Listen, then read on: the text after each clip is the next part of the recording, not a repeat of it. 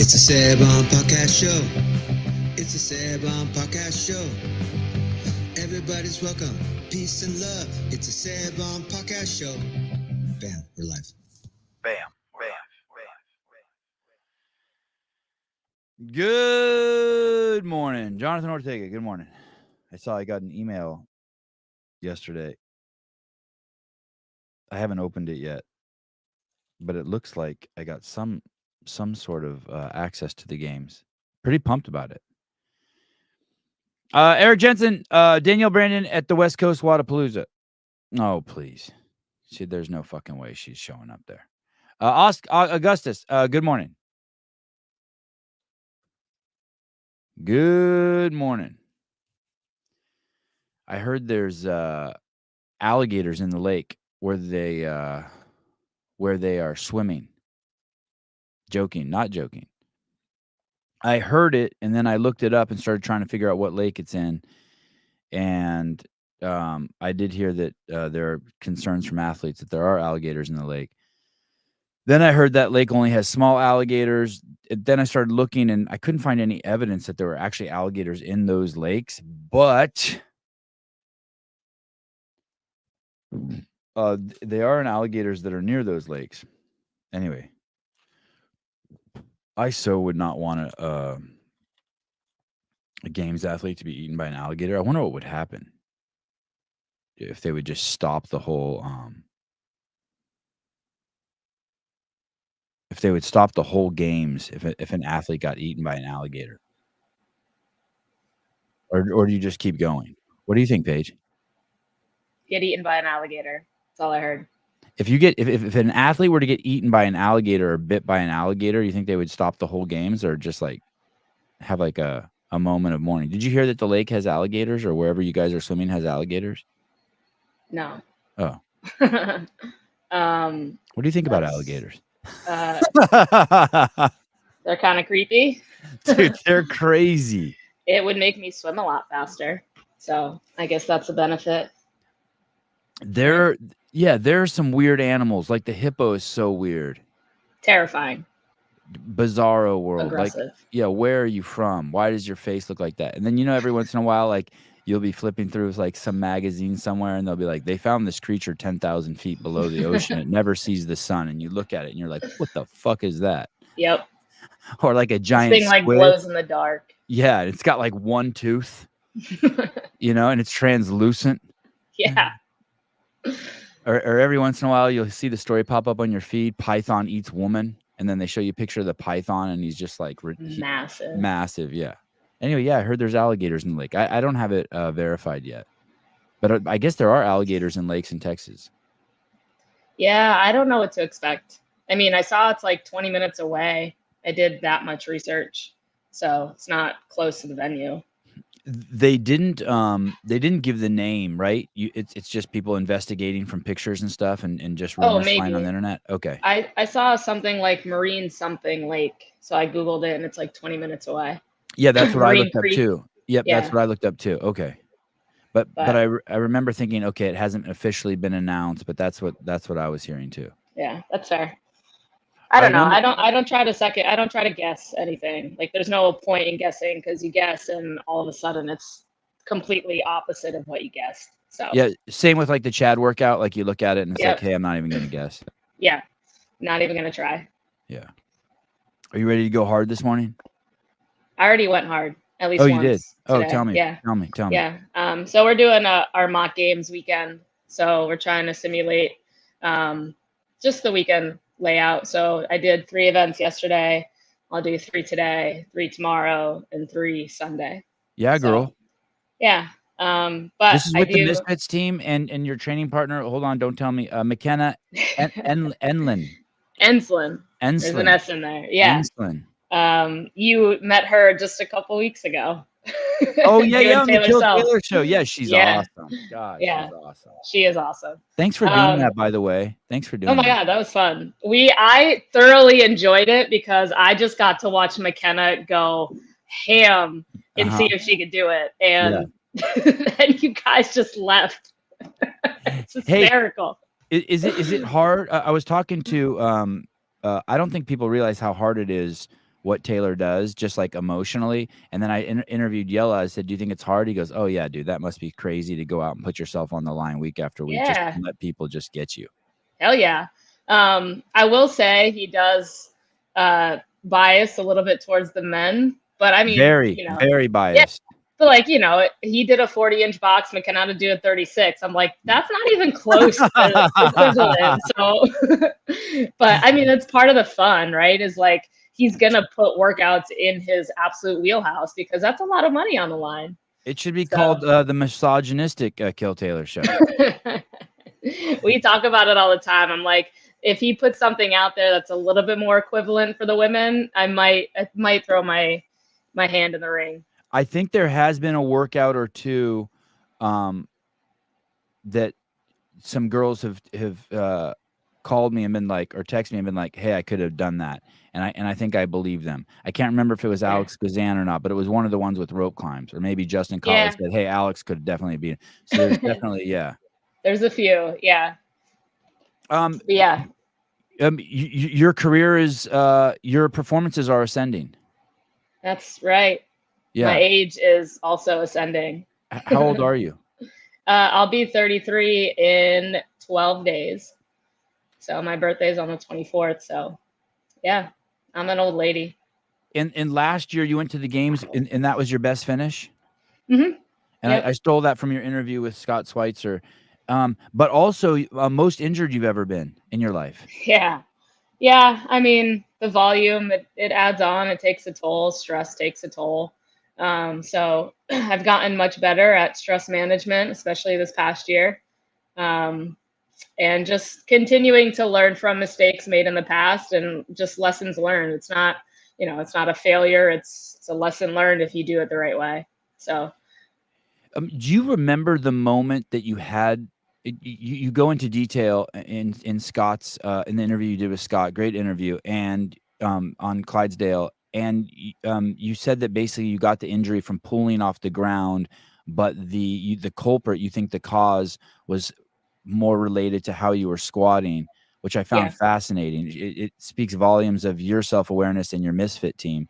Was there a particular moment or a lift you were doing, like a day, a second, you're like that your main injury occurred? So we were actually it's actually Drew, head of Misfit. What's his last name? I know him. Drew Crandall. Yeah, from the old days. He's a great dude. Yeah. He was actually the one that suggested that he thinks it's my squat mechanics because I'm very powerlifting, like posterior chain dominant. Like I sit my shoulders pretty far away from my butt. So there's just a lot of tension that hits into my low back. But I was doing high volume wall balls and ski right before I was doing my strength work. I just think the volume accumulated and I went to pull a heavy deadlift and it was on a deficit. So there was some added range of motion and I felt a pop and it was likely a herniated disc from that point on, led to a lot of nerve pain. What a crazy combo. Listen to what you just said. Wall ball, ski, erg, and then deficit heavy deadlift. And when that happened, was it difficult even getting out of the gym? Did you stop and then it just immediately start getting inflamed? So it definitely it stiffened up right away. Like I had felt it before and I've had like a couple of flare-ups where it's like aggravated me for like a week or so and then it went away. So I was like, oh, I felt this before. I think it's going to go away quickly. It was always like, okay, Gabe, give me another day. Let me have another day. All of a sudden, 1 week turns into 2 weeks, turns into, wow, this is really stressful. And I don't know if I'm going to be able to compete at semifinals. So it took a long time to really kind of get a handle on it. But being in the middle of the season, you just try to do maintenance and try to manage it as best as you can so that you can compete and stay as healthy as you can in that time. There was no quitting. How bad was it? Were you crawling to the bathroom or would you like sit down in a chair and like for 10 minutes be like, oh fuck, how am I going to get out? Was it like that? I couldn't put socks on. Like I couldn't bend over to put socks on. It's probably the best example I could use. But it was pretty bad to start. Heating pads helped a lot, but right at the initial point, it's like you want to get the inflammation down. So yeah, it was really stressful. It sucked. It really sucked. Dude, I saw that happen to Brandon Luckett at semifinals this year. Really? Right before the snatch event. He couldn't move. He was stuck on the bench. When he was warming up, he couldn't stand up all the way. He was just like, Jesus. like it was nuts. I wanted to cry for him. Like I could feel my tear ducts. They didn't quite turn on, but I could feel them. Like my body's like, cry. Yeah, I mean, it was crazy watching it. We put in so much work. It's like to see it like happen, especially there. I mean, it's super impressive. He's still qualified, even if it's a muscle cramp or a spasm, like still hinders your performance in some way. So that's really impressive.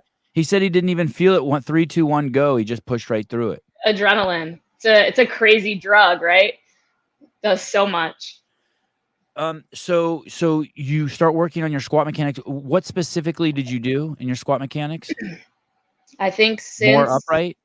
Yeah, definitely more upright, trying to sit like my butt between my heels. But I'm pretty sure since like December, every day I've sat in a squat hold for at least 5 minutes.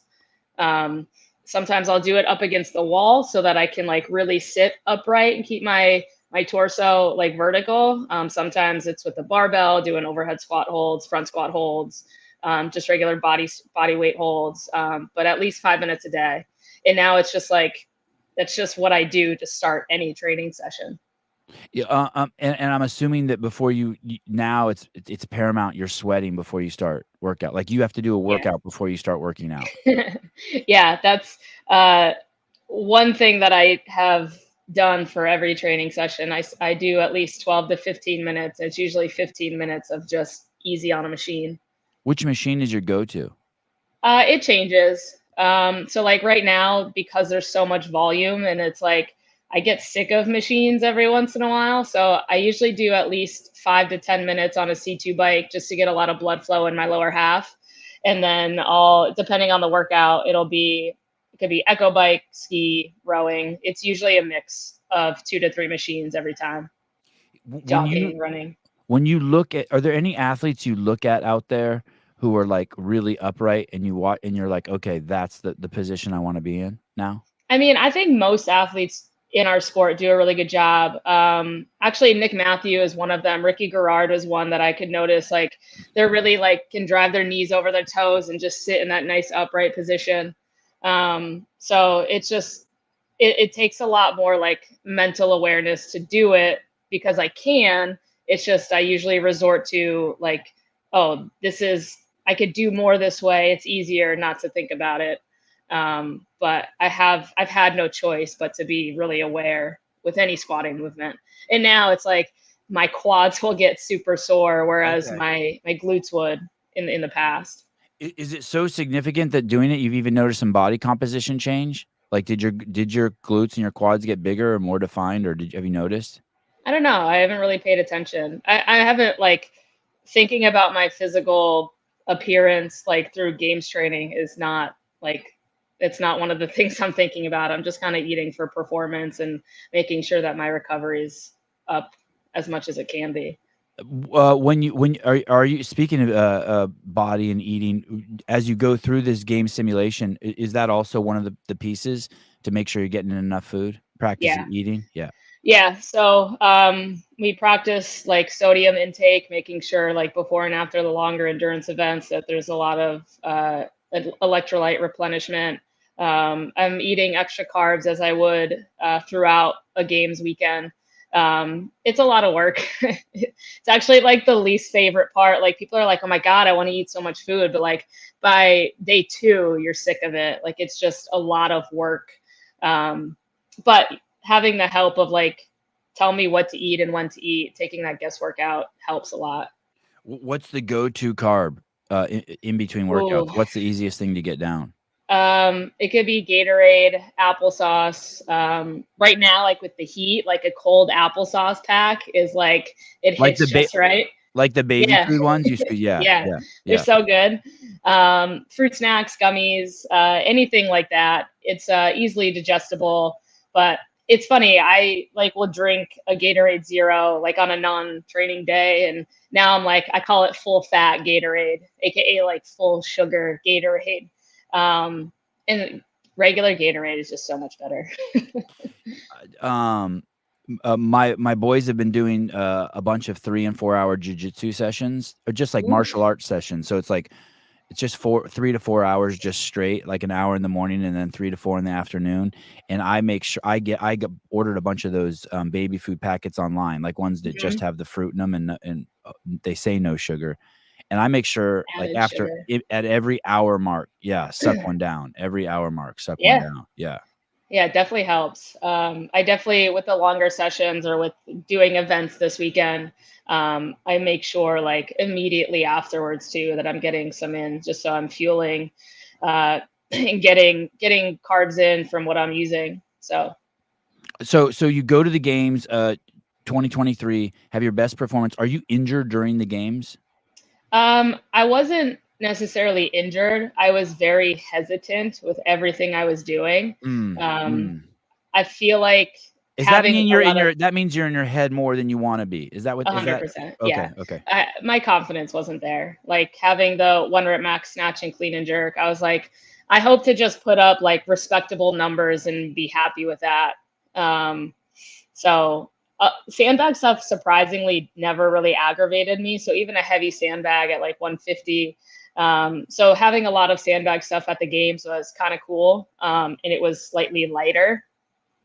So that was pretty sweet. But yeah, I didn't know back then that it was like my squatting. So I was really afraid to do a lot of pulling from the floor. I'm looking at the, I'm pulling up, you took 18th place, a 15th and 18th, a 24th and 19th, 11th, and a 17th. So you made it past, you did the entire games. You made it past all the cuts. Yeah. Yeah, congratulations. Thanks. I'm trying to do it again this year. I think that's an important idea, that, um, we have ultimate human performance and behavior, I think, when we're not in our head, like when Sevon's gone. You know what I mean? For me, it happens a lot because I have kids, and so Yeah. I feel like I'm just happy so often now that I have kids in my life because there's no Sevon.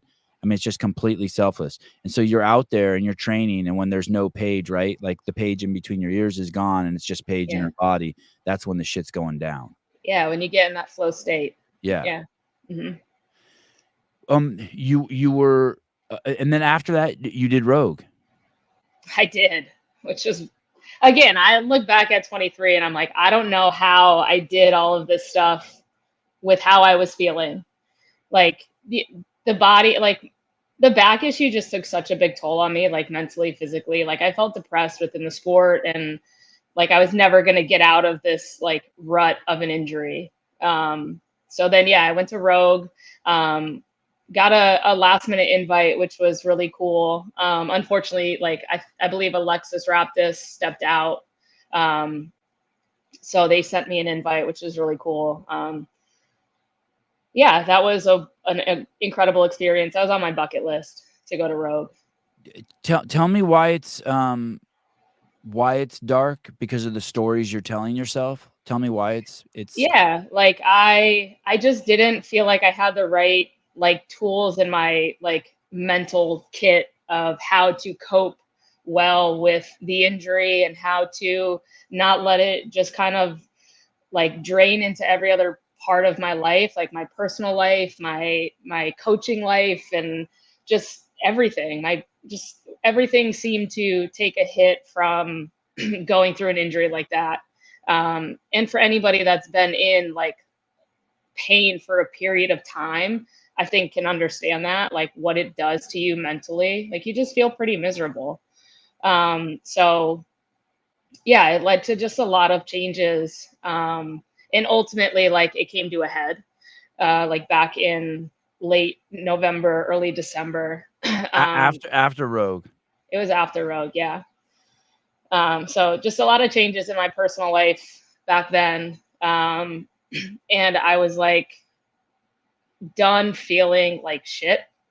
So like I kind of got together with my coaches, my mom, my closest friends, and we're at that point, I was like, I need to make a change. I need to make some big change to get myself out of this. And then that's when we started talking about squat mechanics and, as far as training goes, things outside of that, my personal life were very different. You get your, I'm trying to think, it's kind of like you get your dream job and you need your car to get there, and then all of a sudden your car's taken away from you. God, that's not even a good metaphor.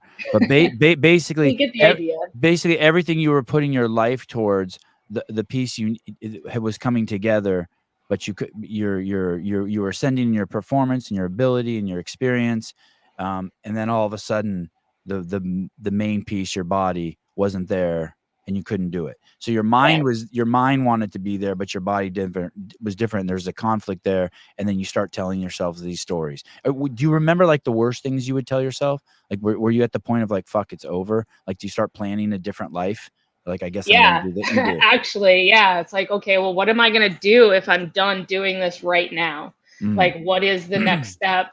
And kind of when you don't know those things, when you're just kind of stuck in the uncertainty of life, it's super overwhelming to think of the future. Like it creates a lot of anxiety. Yeah. And I'm sure anybody's been there with anything, any situation in their life. If you are scared of the uncertainty, it can really have a pretty impactful effect on you, right? It's like a really bad breakup.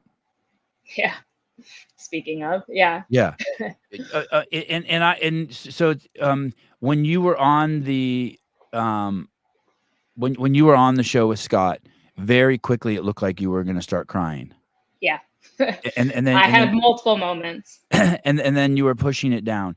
And so I'm guessing the last time I talked to you, you were in a relationship, and just sensing from the way you're talking now and how emotional you are, I'm guessing you're not in a relationship anymore. So I wasn't. Mm-hmm. And as of recently, the last couple of weeks, last month or so, we've been trying to mend things. Oh. So we're working on it. Yeah. So as of right now, yes, I am back in a relationship. But that was one of the things that really kind of changed the direction of this year, almost changed the direction of this year. You're in a relationship, you lose that person. Yeah. That's tough. So yeah, that's what happened back in December, and it's always been super hard to talk about. How long were you in that relationship? So we were just shy of 3 years. Actually, we're just over 3 years. We were just over 3 years. And then we kind of took about a 6-month break the last few months. So I think at the end of the day, it was a good thing. Seeing as we are trying to work on it now, and we're trying to work on it from very different places than where we were 6 months ago. So I think there was a lot of growth in that time, a lot of maturing, and a lot of resilience building, character building. So can you use any of that? Can you leverage it even if it's not real to be better as an athlete? Like like someone might go through a breakup and write a song, and it might be a #1 hit. Can you use it to help you? Like, let me give you like a real basic example. Can you leverage it? Like, okay, I'll show them. Yes, like, and no. Yeah. 100%. It was like back when we broke up, I was still dealing with my back issue, and I was obviously I was already really down from my back issue, and then it's like this thing happened, and it really kind of just sunk me into the ground. So I took a good probably month and a half to 2 months off of I'm just going to figure it out. Like, I didn't train. I didn't do anything for at least a month. Yeah. Wow. But then I Crazy. had I had Wadapalooza, and McKenna and another misfit, Jenna, I had asked them to do it with me as a team of 3. And so that was something that I was just like, that gave me something to look forward to with training. So it got me back into the gym, and it had me motivated, because it wasn't just for me. It was me getting to show them what the elite division is like. And that was more motivating for me than doing it for myself. So that got me like back in the gym. And I just remember one of my first like workouts after not doing anything for a month. I just felt like garbage. And I just was so sore. But I gave myself, like I had posted not too long ago, I gave myself a lot of grace over the last few months of, if my body is going to respond well, I'm going to keep doing this. And I think mentally, between the years of going through a breakup and kind of having to like move out, get into a new apartment, and having to do life kind of on my own,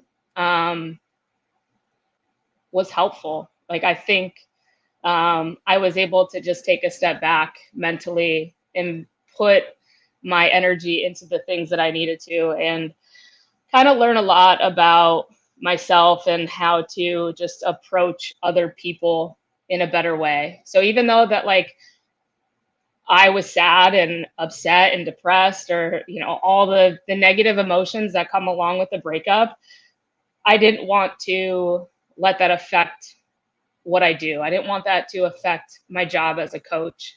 So I started going to therapy, and that helped a ton. Are you a compartmentalizer?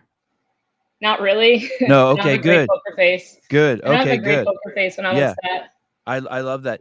I wonder what it means that it's like sits just right there for you.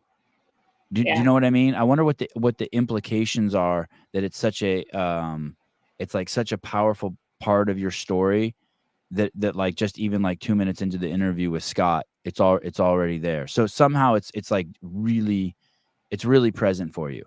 Yeah. I mean, it's still fresh now. Like, it's for 6 months, you're talking 3 years of your life with somebody. So Yeah. it can sit for a while.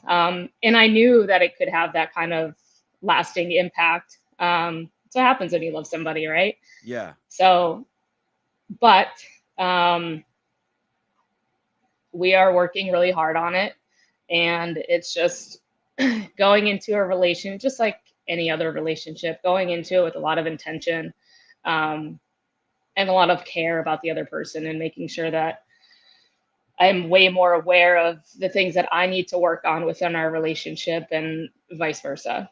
So, can you do that and be performing at the highest level that you're doing? I always trip on people who are kind of in. I had this girlfriend in college, and she applied to go to the Peace Corps. And one of the first things they told her is like, hey, if you're in a relationship, you need to end it. And I had been with this girl for 2 years, so that she could go there and not be distracted. But you see all of these people who have relationships, right? Like Jason Hopper was on the other day, and he's got a new marriage, right? Or these couples that train together, Jay Crouch and Maddie Sturt, or Justin Medeiros and Ellie Turner. And I'm like, boy, that seems like, if you're a professional athlete. Sorry, hold on. Someone keeps calling. Let me see maybe it's a therapist. Hello? You have something nice to say to Paige? Oh, hello. I just was listening to YouTube, the podcast. I'm amazed at this man, Chris Bledsoe. I'm really amazed. I'm Catholic, you know. I bought his book. I'm going to start reading it. But my question was, he's got these healing powers. Are you there? No.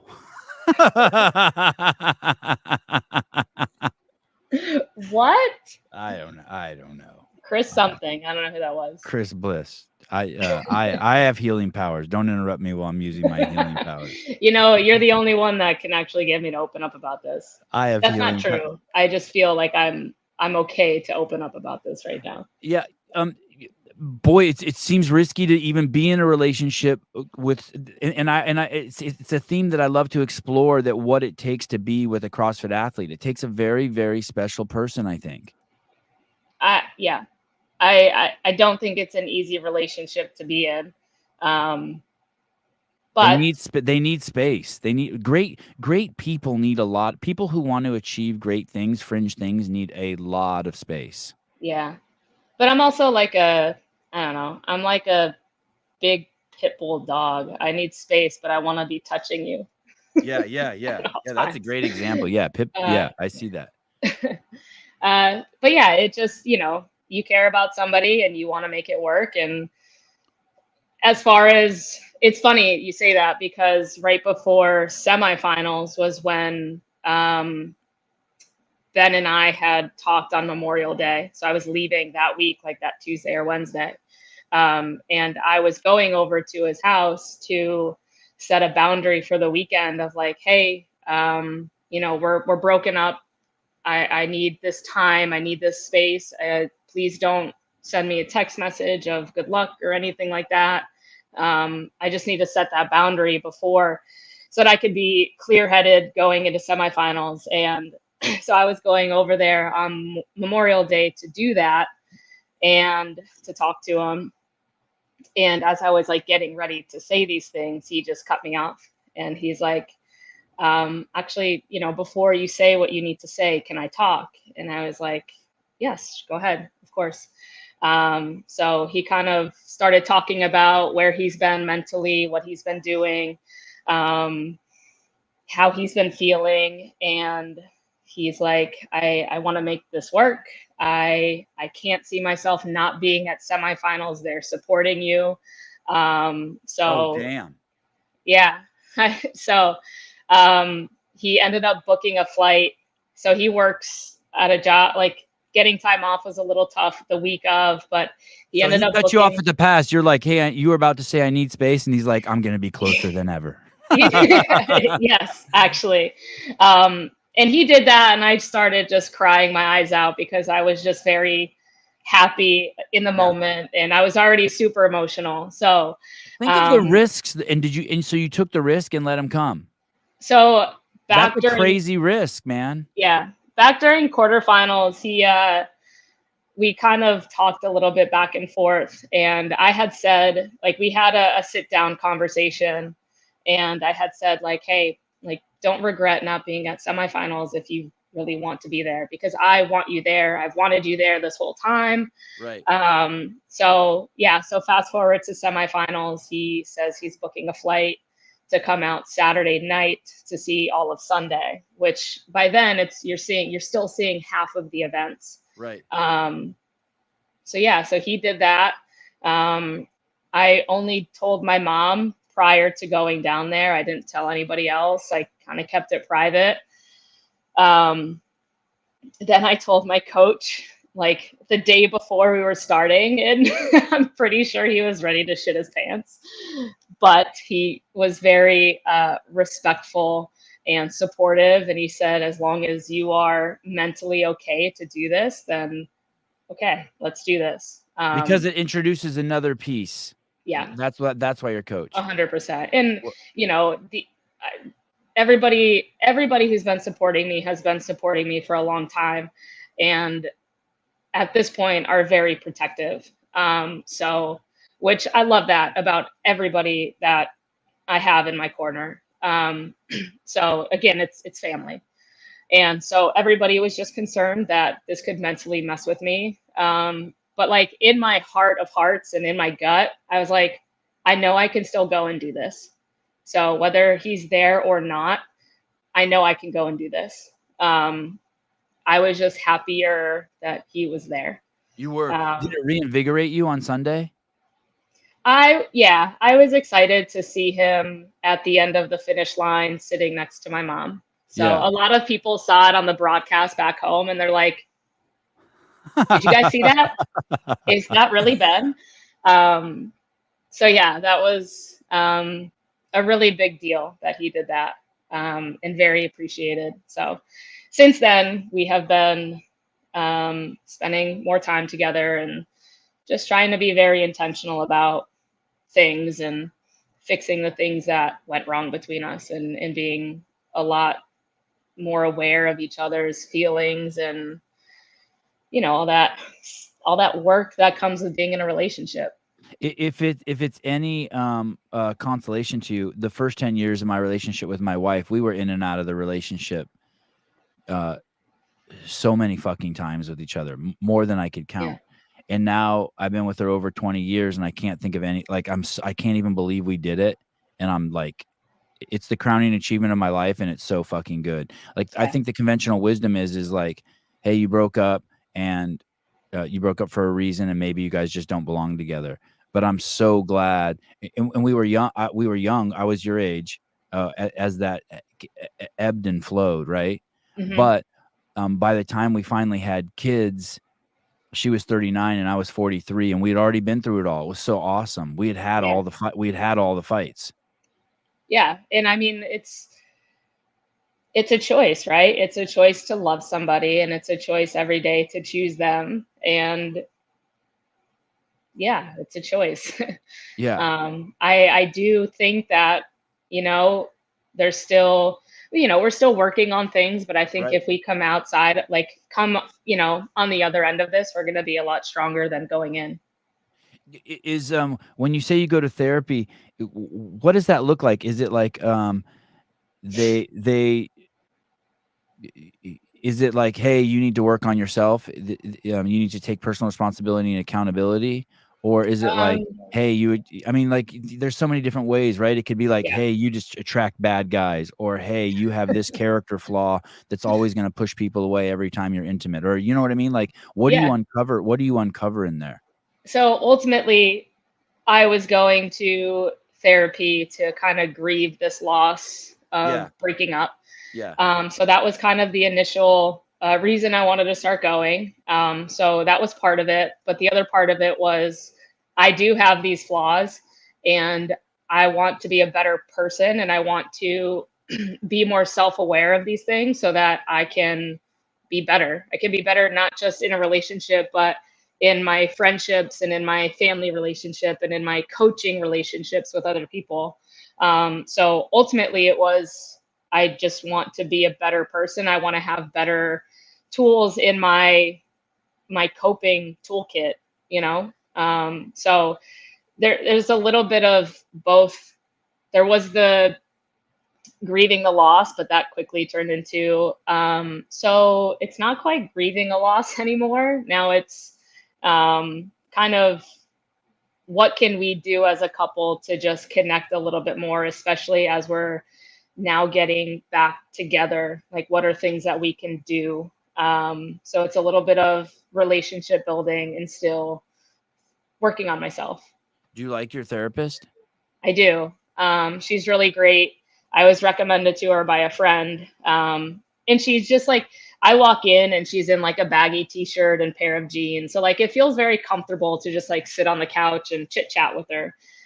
So it's more of a conversation, which makes it way more comfortable and easier to open up. But does he go? Does he go? So he does. He to sees the same somebody. lady? No. Oh, okay.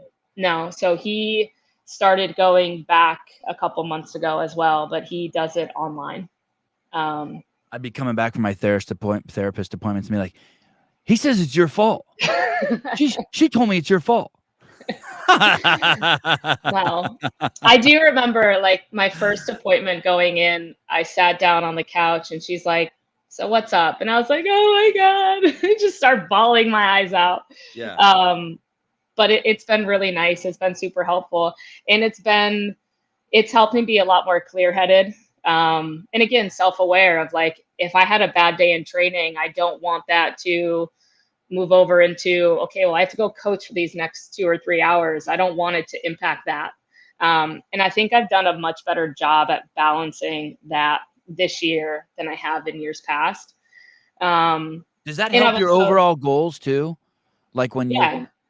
so like it actually, let's say you have a bad day in training and you bring it to something else in your life, whatever, and you're not able to enjoy walking your dog because you're thinking about that. But as you get those tools, then does it also help your training when you go back to your training? Yeah, definitely. Because that's a win-win.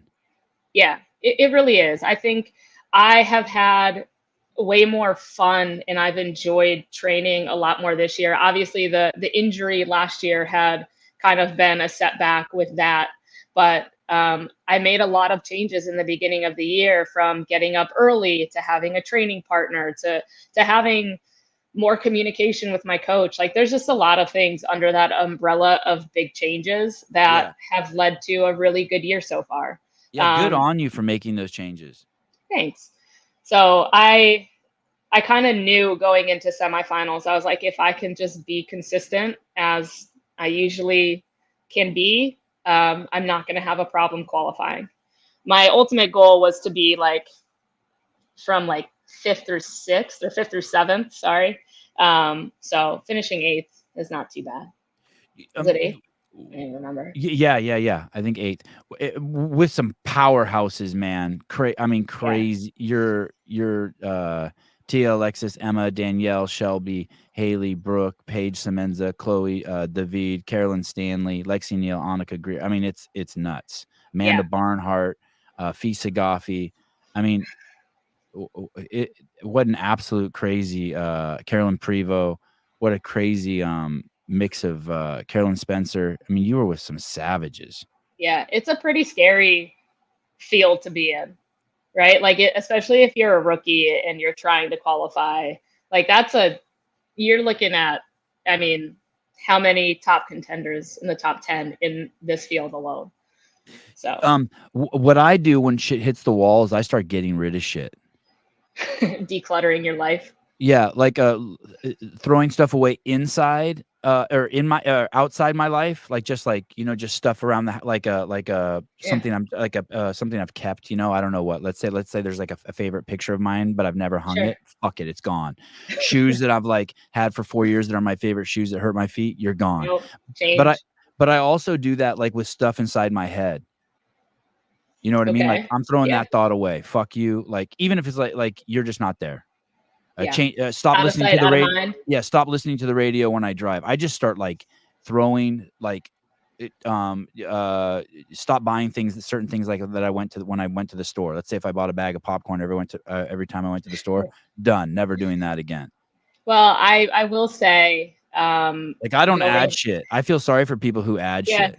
Because adding shit, I think, is like alcohol specifically. People who add stuff, I think they end up adding things that they're dependent on, or Netflix, or alcohol, or I'm like, fuck that. I'm not adding shit. Sure. I will say that like CrossFit has helped me a ton as far as my daily habits and my discipline. Like even going through a breakup and moving out and moving into a new apartment, like a lot of my daily habits of, this is how I have my mornings, this is what I do for dinner, a lot of that has really, I think, kept me sane through all of it. So, yeah, I mean, I'd say anyone that's going through something hard or challenging or tough, I'd say try to keep the things that make you who you are in the forefront, make them more of a priority now more than ever. It's crazy too, because I'm projecting onto you, but for us people who have fitness, our fitness is our primary form of therapy. And maybe I'm just projecting onto the world, but for me, it's like, if anything's wrong, I can just go in the garage and work out. And when you're injured, your primary form of therapy is also gone. Yeah, right. That's true. And it's so for you to have, say that again. It's figuring it out, right? Right. Like, I had both of those collide, right? You needed escape, and you couldn't escape to your favorite activity, your go-to activity. True.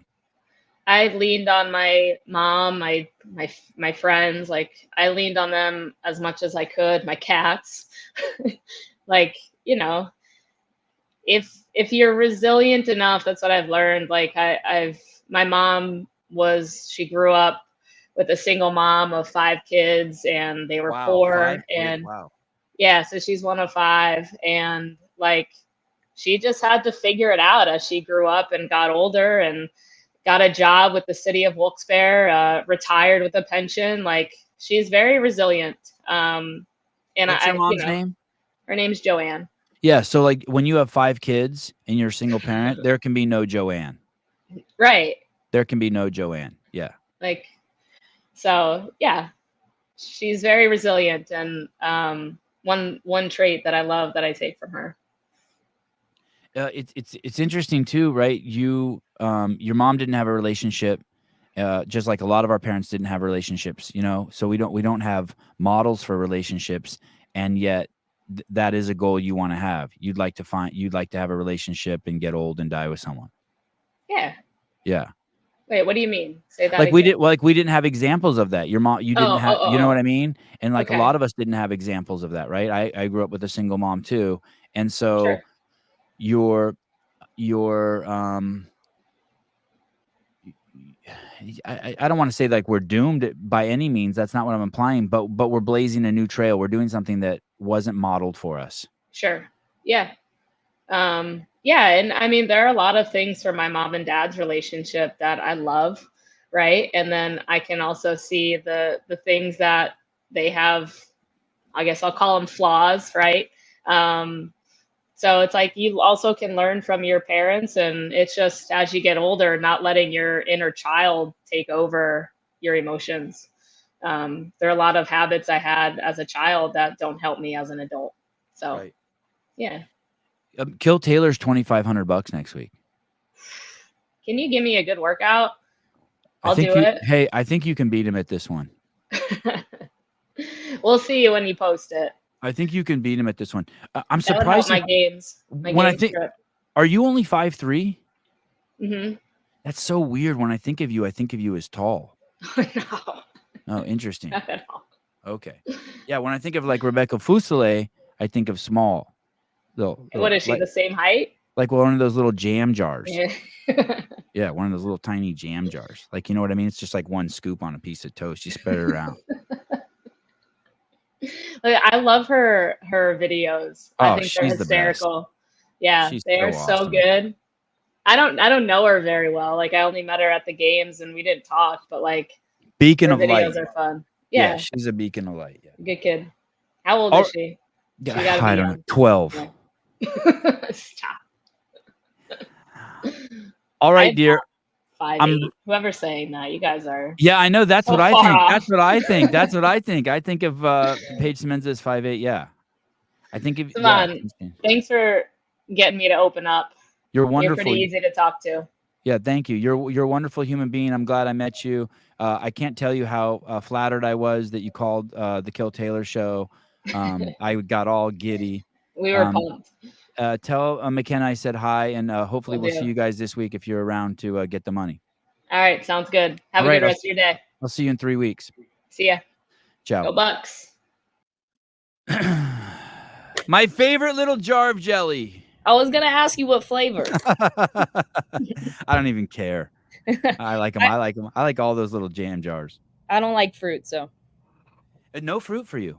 No. Oh, my plum trees are going off right now. You don't need a plum? No. What about a prune? Matt might want some, but. What about a prune? No, just not. No. Someone I tried to give my dog a cherry tomato last night. How'd it go? He hated it, so he's on my team. You don't eat tomatoes either. I hate cherry tomatoes. I'll eat tomatoes in some things. What about dried tomatoes? And fried green tomatoes. I could do dried tomatoes, but just plain tomato, no. Hey, seriously, no fruit? Like there's no what, a banana? No. Like, I don't know. Carrots at night before you go to bed. I love the sensory stimulation I get. I'm sitting in front of the TV set and I get a huge carrot and I'm just biting into it and pieces are flying all over. He's like, that's what I have to deal with Matt sitting across from me at lunch. Him, carrots and hummus and crunching and flying all over the place. And no carrots. I don't know why. It's something I've always my family. It's a running joke in my family. Like I just never have liked fruit. Not as a baby. Not growing up. It just kiwi. No. Frozen berries with heavy cream on it. I've even tried like making fruit smoothies with like too much sugar to where it's not even worth making the smoothie. No, can't do it. So like any of the smoothie places, like you just walk by them with your nose in there. Fuck you. Yeah, no, it's not for me. I don't know why. I don't know. I'm a big veggie person though. Yeah. Like, I don't know what it is. Did you see Hiller made a video of Abigail Domet and she just reaches in like those clamshells of greens. I'd never seen anyone do that besides myself, and just grabs them and shoves them in her mouth. No, I have not seen. Oh, I've not seen the video. I wanted to watch it, and shout out to him. His videos are just killer these days. Like all of his editing and everything. Of course, I like to keep up with all that because of my videos and everything. But I've not seen that. He's on it. Yeah, I know. I was watching one last night, and he had some old Jim Carrey videos in it. I'm like, how does this guy's brain do that? Mm-hmm. I love, I mean, Jim Carrey, which is just one of my inspirations and everything. I love Jim Carrey. But yeah, he does have that, man, his superpower is finding all those old videos. Something rings a bell up there. I do think, and I don't use this term loosely, that Hiller might be a genius. Is that a good thing or a bad thing? To be a genius. I don't know, but it's reached a level like I didn't all you have to do is be like, hey, could I do what he's doing? And then you're like, yeah, in a month or in 2 months, I would go like finding all the clips. Like he's turning shit out like in 2 days. Yeah. He watched that Bryce Smith podcast with Danny Spiegel, and 2 days later he's got this thing chopped up and he's like going off in it, and he's got all these metaphors and clips. I'm like, what the fuck? I think that's the coolest thing is when people find like what they love to do, but they were also kind of like naturally a little bit good at it. So you can like bust things out way faster. I use my little sister's, I always use her as an example because she's a really good, natural, just gifted artist. And the way you can tell that is she loves to do it, but she can whip out things so fast. So she can just think of something and draw it. Yeah. Just right there in front of you, super fast. In high school, I had all these, I sucked at drawing, and I had all these things that I wanted to draw, and it was so frustrating. All like weird, like I want to say pornographic, but it really wasn't like traditional pornographic, but just weird stuff. That's why I'm watching the show The Boys, and even though like I really hate it, I so respect how fucking crazy this guy is. He has like the brain of a gay 14-year-old boy, and the shit that they put in the show. Have you seen that show? I've seen the first season, and I have the same exact feels about it of like, it's a good show. And if we sit down and watch it, I'll get into it. But I'm also kind of like, what am I watching? Yeah. I'm like, you really did that? Do you know that there was an episode. I don't know if you've seen it. There's one of the superheroes. You know how like they all they shoot the drug and they get a weird superpower. One of the guys has a giant penis. Have you seen that guy? No. And it's like 20 feet long, and he strangles people with it. Well, And so when you see it, and you know how everything's so clear and graphic in that.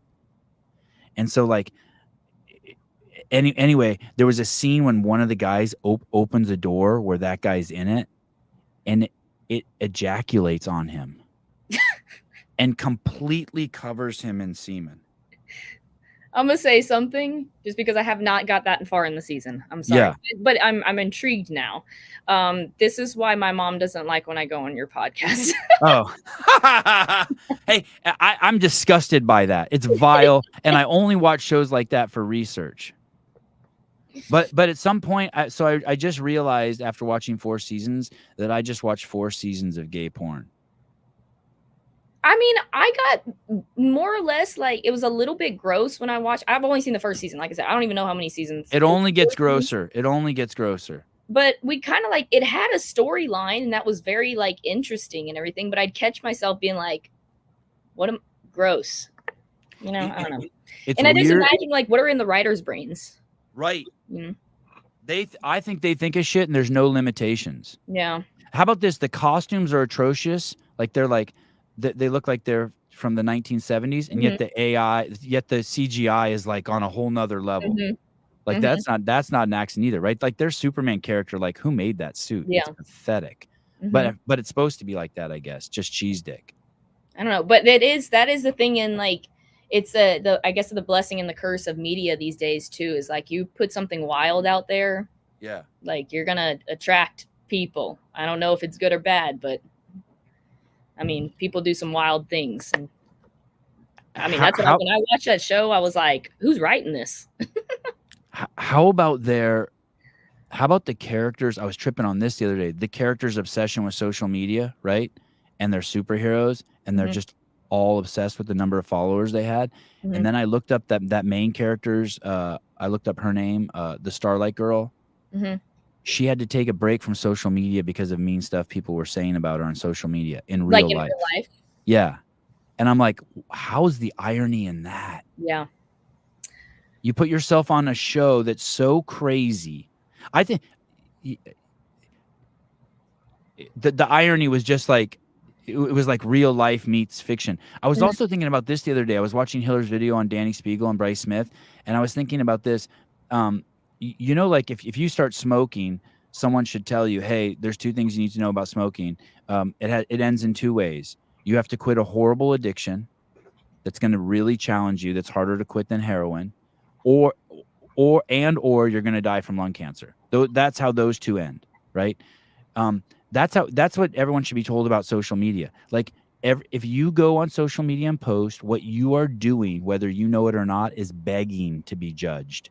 So like I do this podcast and I'm just begging to be judged. Judge me, whether I mean it or not.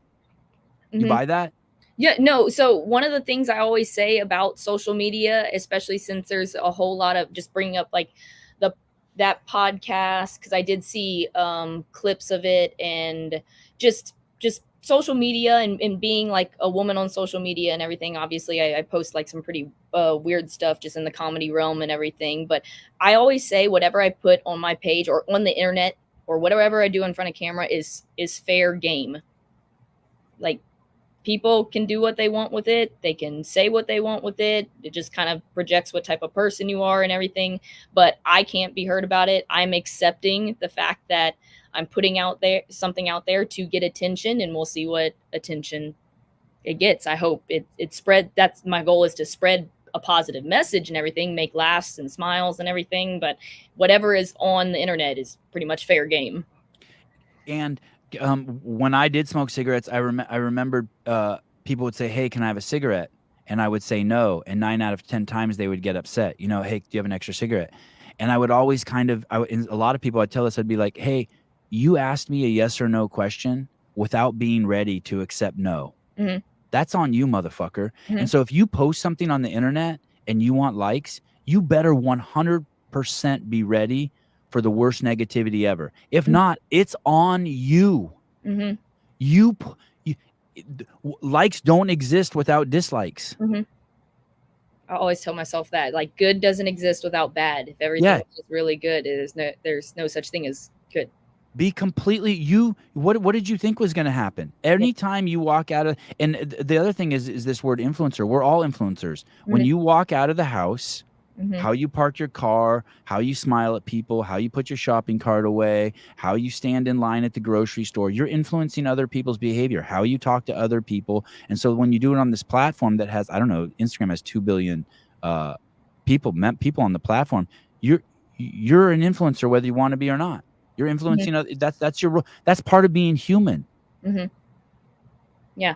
How many, Savon, let me ask you, how do you watch a lot of like fiction shows like The Boys? Like, do you keep up with a lot of I don't watch I almost never watch TV. Andrew just said, hey, he knows how twisted I am, and he's like, hey, you should probably take a look at this show. Yeah. So and he was right. As twisted as the show is, there's something I really I can't stand how propaganda-ish it is. But like when that guy in the first season ran through that girl and she blew up into a million pieces, I was like, oh yeah, Andrew knows me. Yeah, that I know that exact scene, and I saw that so long ago. But the reason I was asking is because I don't watch a ton of TV shows for a couple of reasons. I don't catch myself sitting down that long to keep up with episodes, or I don't binge watch or keep up with things anymore. If I do watch TV, it's usually like funny, comedy, mindless things that I sit down and watch while I'm eating and everything. But just watching shows like that, And it's kind of like what you said. It gets me like thinking way too much, like probably thinking way deeper than I should, and almost like scares me in some type of ways because of like the propaganda. What's the real message being conveyed, and is it good, is it bad? And then it's kind of like what you said about the real life actor. That's why I was a little bit confused, like, wait, is she taking a break from social media in the show or real life, and how are those blending together? It almost like scares me a little bit. Yeah, So yeah. She got a shitload of plastic surgery and made herself ugly. It's a shame. She was a really attractive girl next door. Look, between season 3 and 4, she got a ton of plastic surgery, and people were like, "Hey, what the fuck happened to your face?" yeah. She doesn't even look human anymore. And so I guess that broke her. And it's like, dude. I mean, that's the scary part of all of this, and what is scripted, what is not, and that's when you can really, it really messes people up when you're trying to figure out what's real and what's not. And I don't know, when I'm big in the social media game. I love making videos and I love being on social media just for the reach and the opportunities that it creates. But I can tell you, like, I've built a thick skin with all the time that I've spent on it. You gotta have thick skin. You know what else I think about you? And you tell me if this is right or wrong. I think your life is similar to my life when you're not in, maybe a little bit more because you're in the CrossFit gym, but like I don't live in my social media or my podcast world. Meaning when I leave the podcast, there's no one in my world that like watches the podcast. There's no, you know what I mean? Like so you think of like these really popular athletes who just like live in gym to gym to gym and travel from sponsorship event to sponsor. Like they actually start to believe they are that person. Mm-hmm. You know what I mean? And I'm guessing that like I picture you living in like a little podunk area. Like you go to the grocery store, no one fucking knows who you are. Like it just turns off. You have your family at the gym, and then you're not like, I don't picture you as the kind of person who's immersed in the CrossFit scene. Or no, do I have that wrong? Is it all around you? It's kind of, I don't know. This is kind of a weird way of putting it.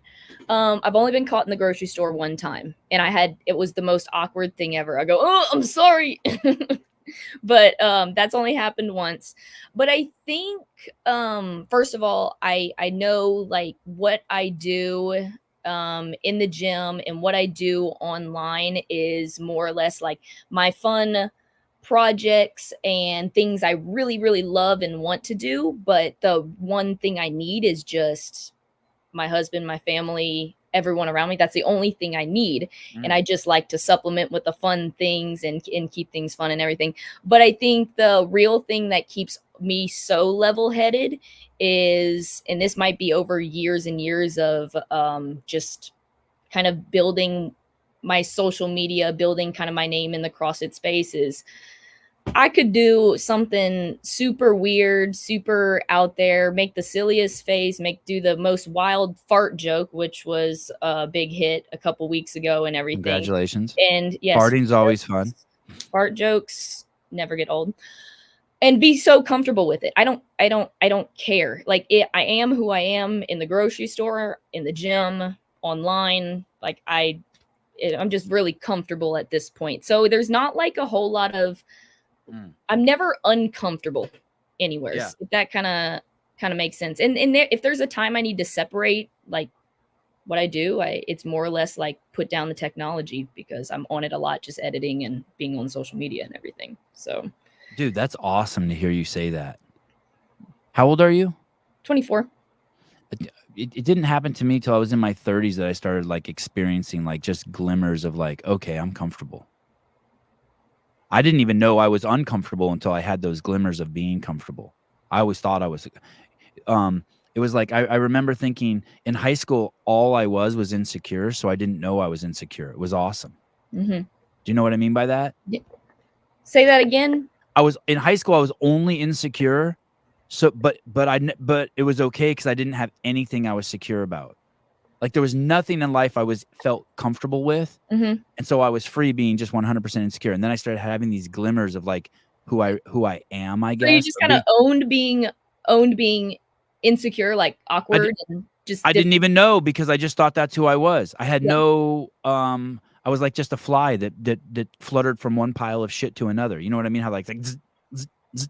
Yeah. And I never had a moment of like, oh. It's like when you're saying you're comfortable, like just in your skin and who you are. Like I didn't experience that maybe till late 20s. Yeah, I don't even know what really brought all that. I just kind of grew up really fast. We've had multiple conversations about sports and everything, and just I don't like, if anything, I really am like an old soul, because what I'm about to say sounds super old. I just want time. Like, Oh, I thought you were going to say you want to start knitting. nah, I mean, the one thing I've really failed at is crocheting. So, I'll save that for when I'm like old and not lifting lots of weight over my head and everything. But anyways, but I really do value time out of anything. So if I'm wasting energy thinking about other people or what other people think of me, it like exhausts me, and I think it's a waste of time. So I just go, okay, moving on. And it's so practical to you. yeah. Yeah. I mean, that's the thing is, I think I used to, and I grew up when I was a kid, I was like naturally like a perfectionist. I want everything to be perfect. Like I want all my videos to be perfect. I want every single lift that I do to be perfect. And I'm actually learning myself that like just be less of a perfectionist. I want to spend this much time doing this and this much time doing this. It even goes into like bigger, broader kind of ideas, like how much time do I want to spend competing and how much time do I want to like, and I just kind of like go day by day, week by week, thinking about like what things I want to spend my time on, and worrying about other things that are out of my control. I don't do. When you were at semifinals and you don't make it to the games this year, do you also apply that to that? Like, I'm not going to, okay, you've been down on this for 16 minutes. That's long enough. You're wasting your time. Like, is it like, do you even point that characteristic of you at things like that? Yes, in a way.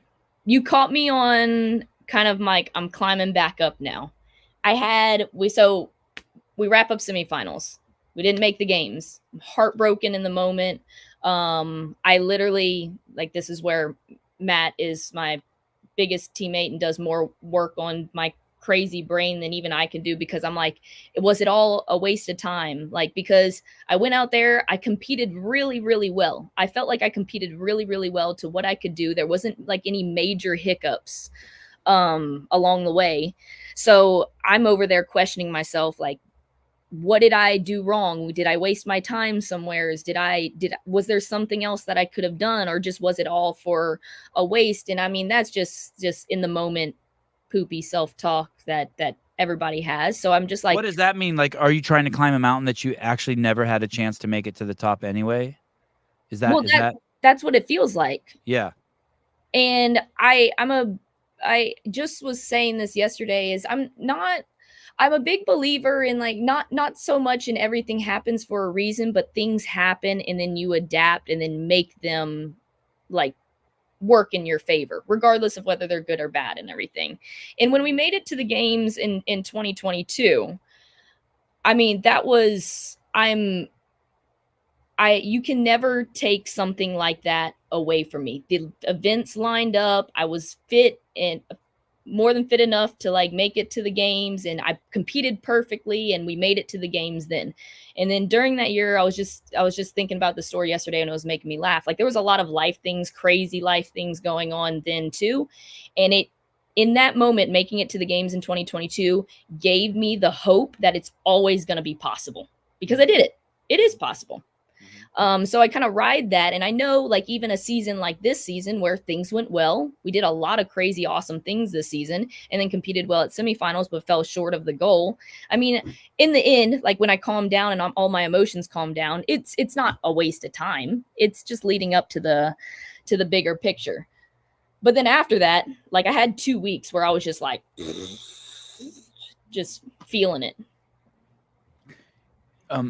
Because the waste of time part comes because you're trying to get somewhere and you didn't get there. And so now you have 2 weeks of that. But then now, with space from not getting there, you have to start seeing the value of the journey that you took, regardless of getting there or not.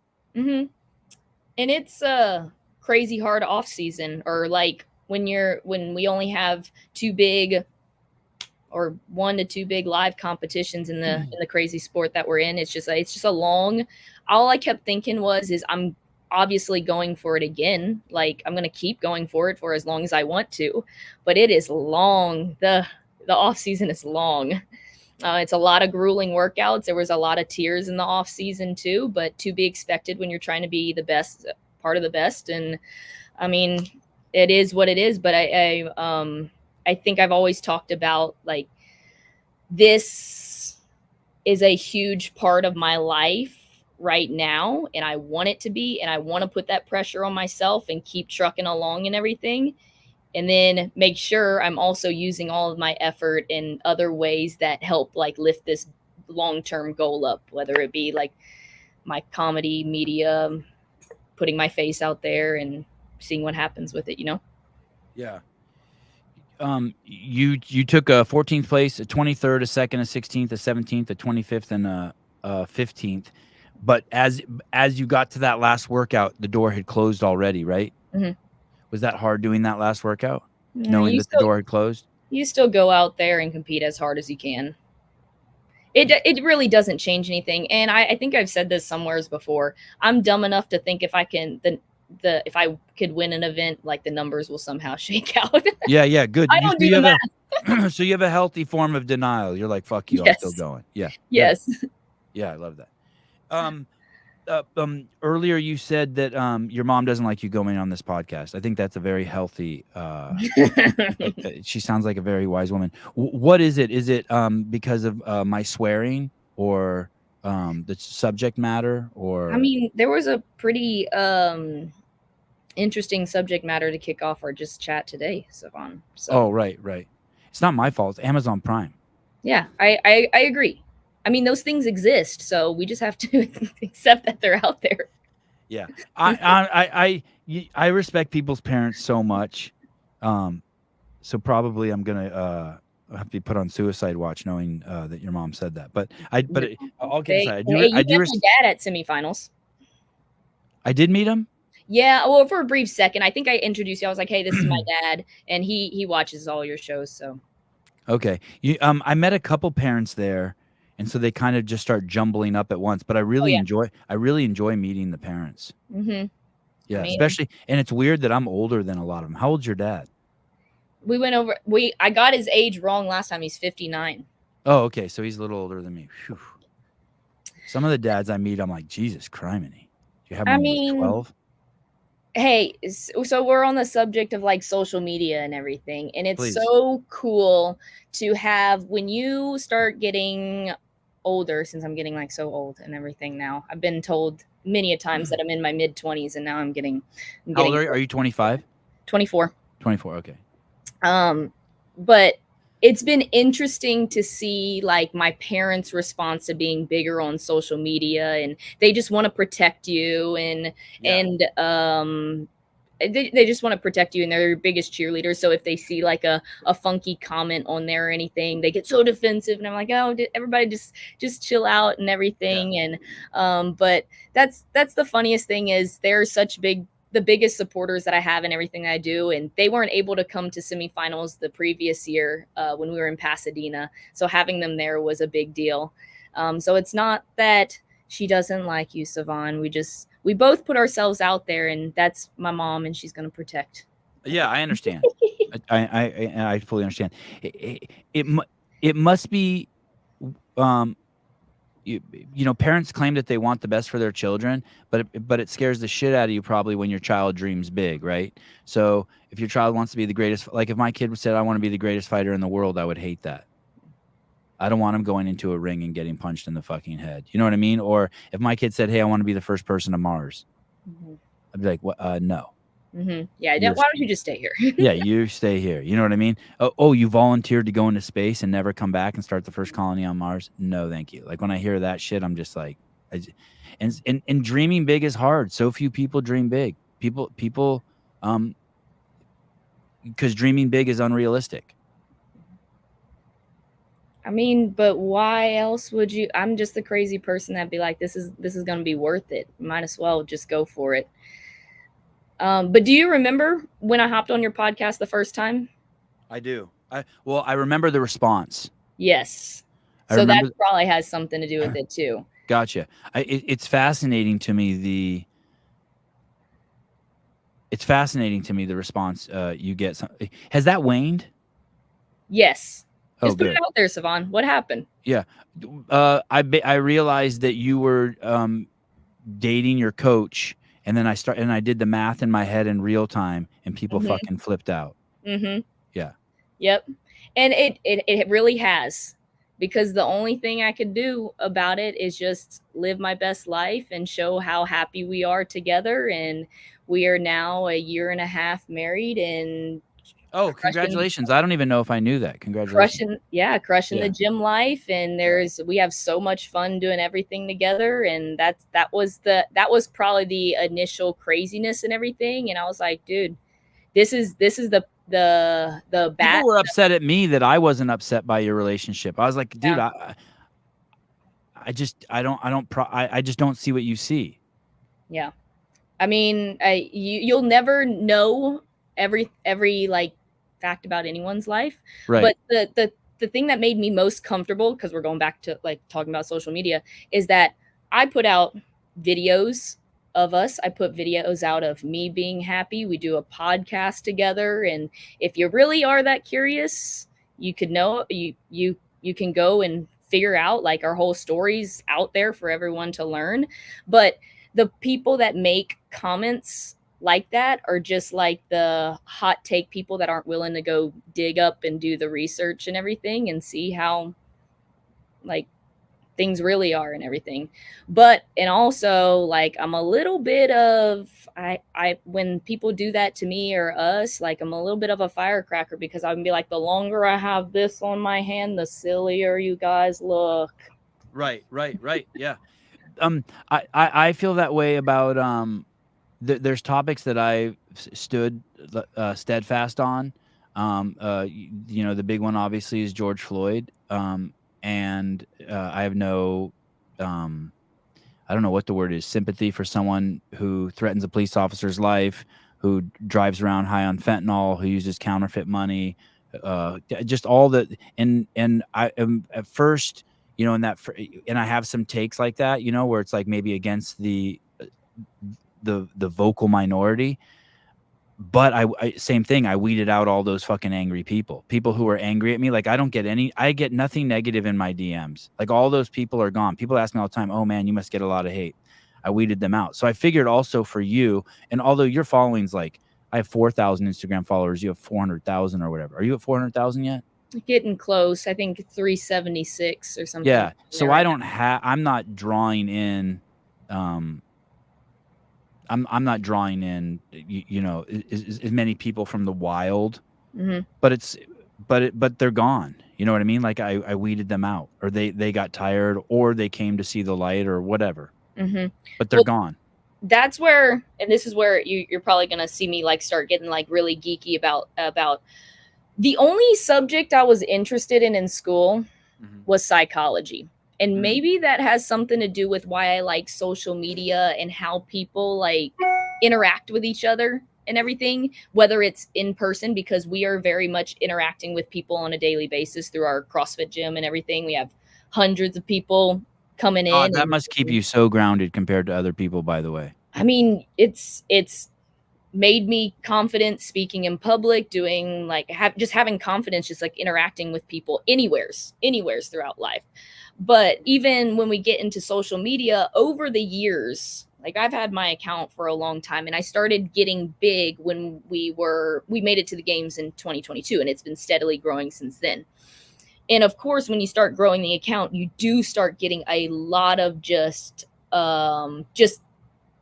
comments, responses, messages from people that don't know who you are, don't know anything about you. But out over the years, as I've started building my page, you'd be surprised. Very rarely do I get an ugly message, just because I think it's filtered out along the way. And then if you do go to my page, which will always be the major goal, is like when you look at my page, you say, that's Rebecca. Right. Nothing else. Like I know her, like just by looking at her. Also, I think you're multifaceted. So there's the beautiful young lady, there's the capable athlete, there's the comedian, there's the teacher, movement teacher. You have a lot of facets. So you don't have this like group of guys who are just there just because you're hot, just to see your body. You know what I mean? You are multi-dimensional. I feel like a lot of people, and then you put all of them in one, right? But here I'm being funny, here I'm attractive, and here I'm teaching you how to squat, and it's all in one, right? And so I think also that makes your audience makes you significantly more relatable.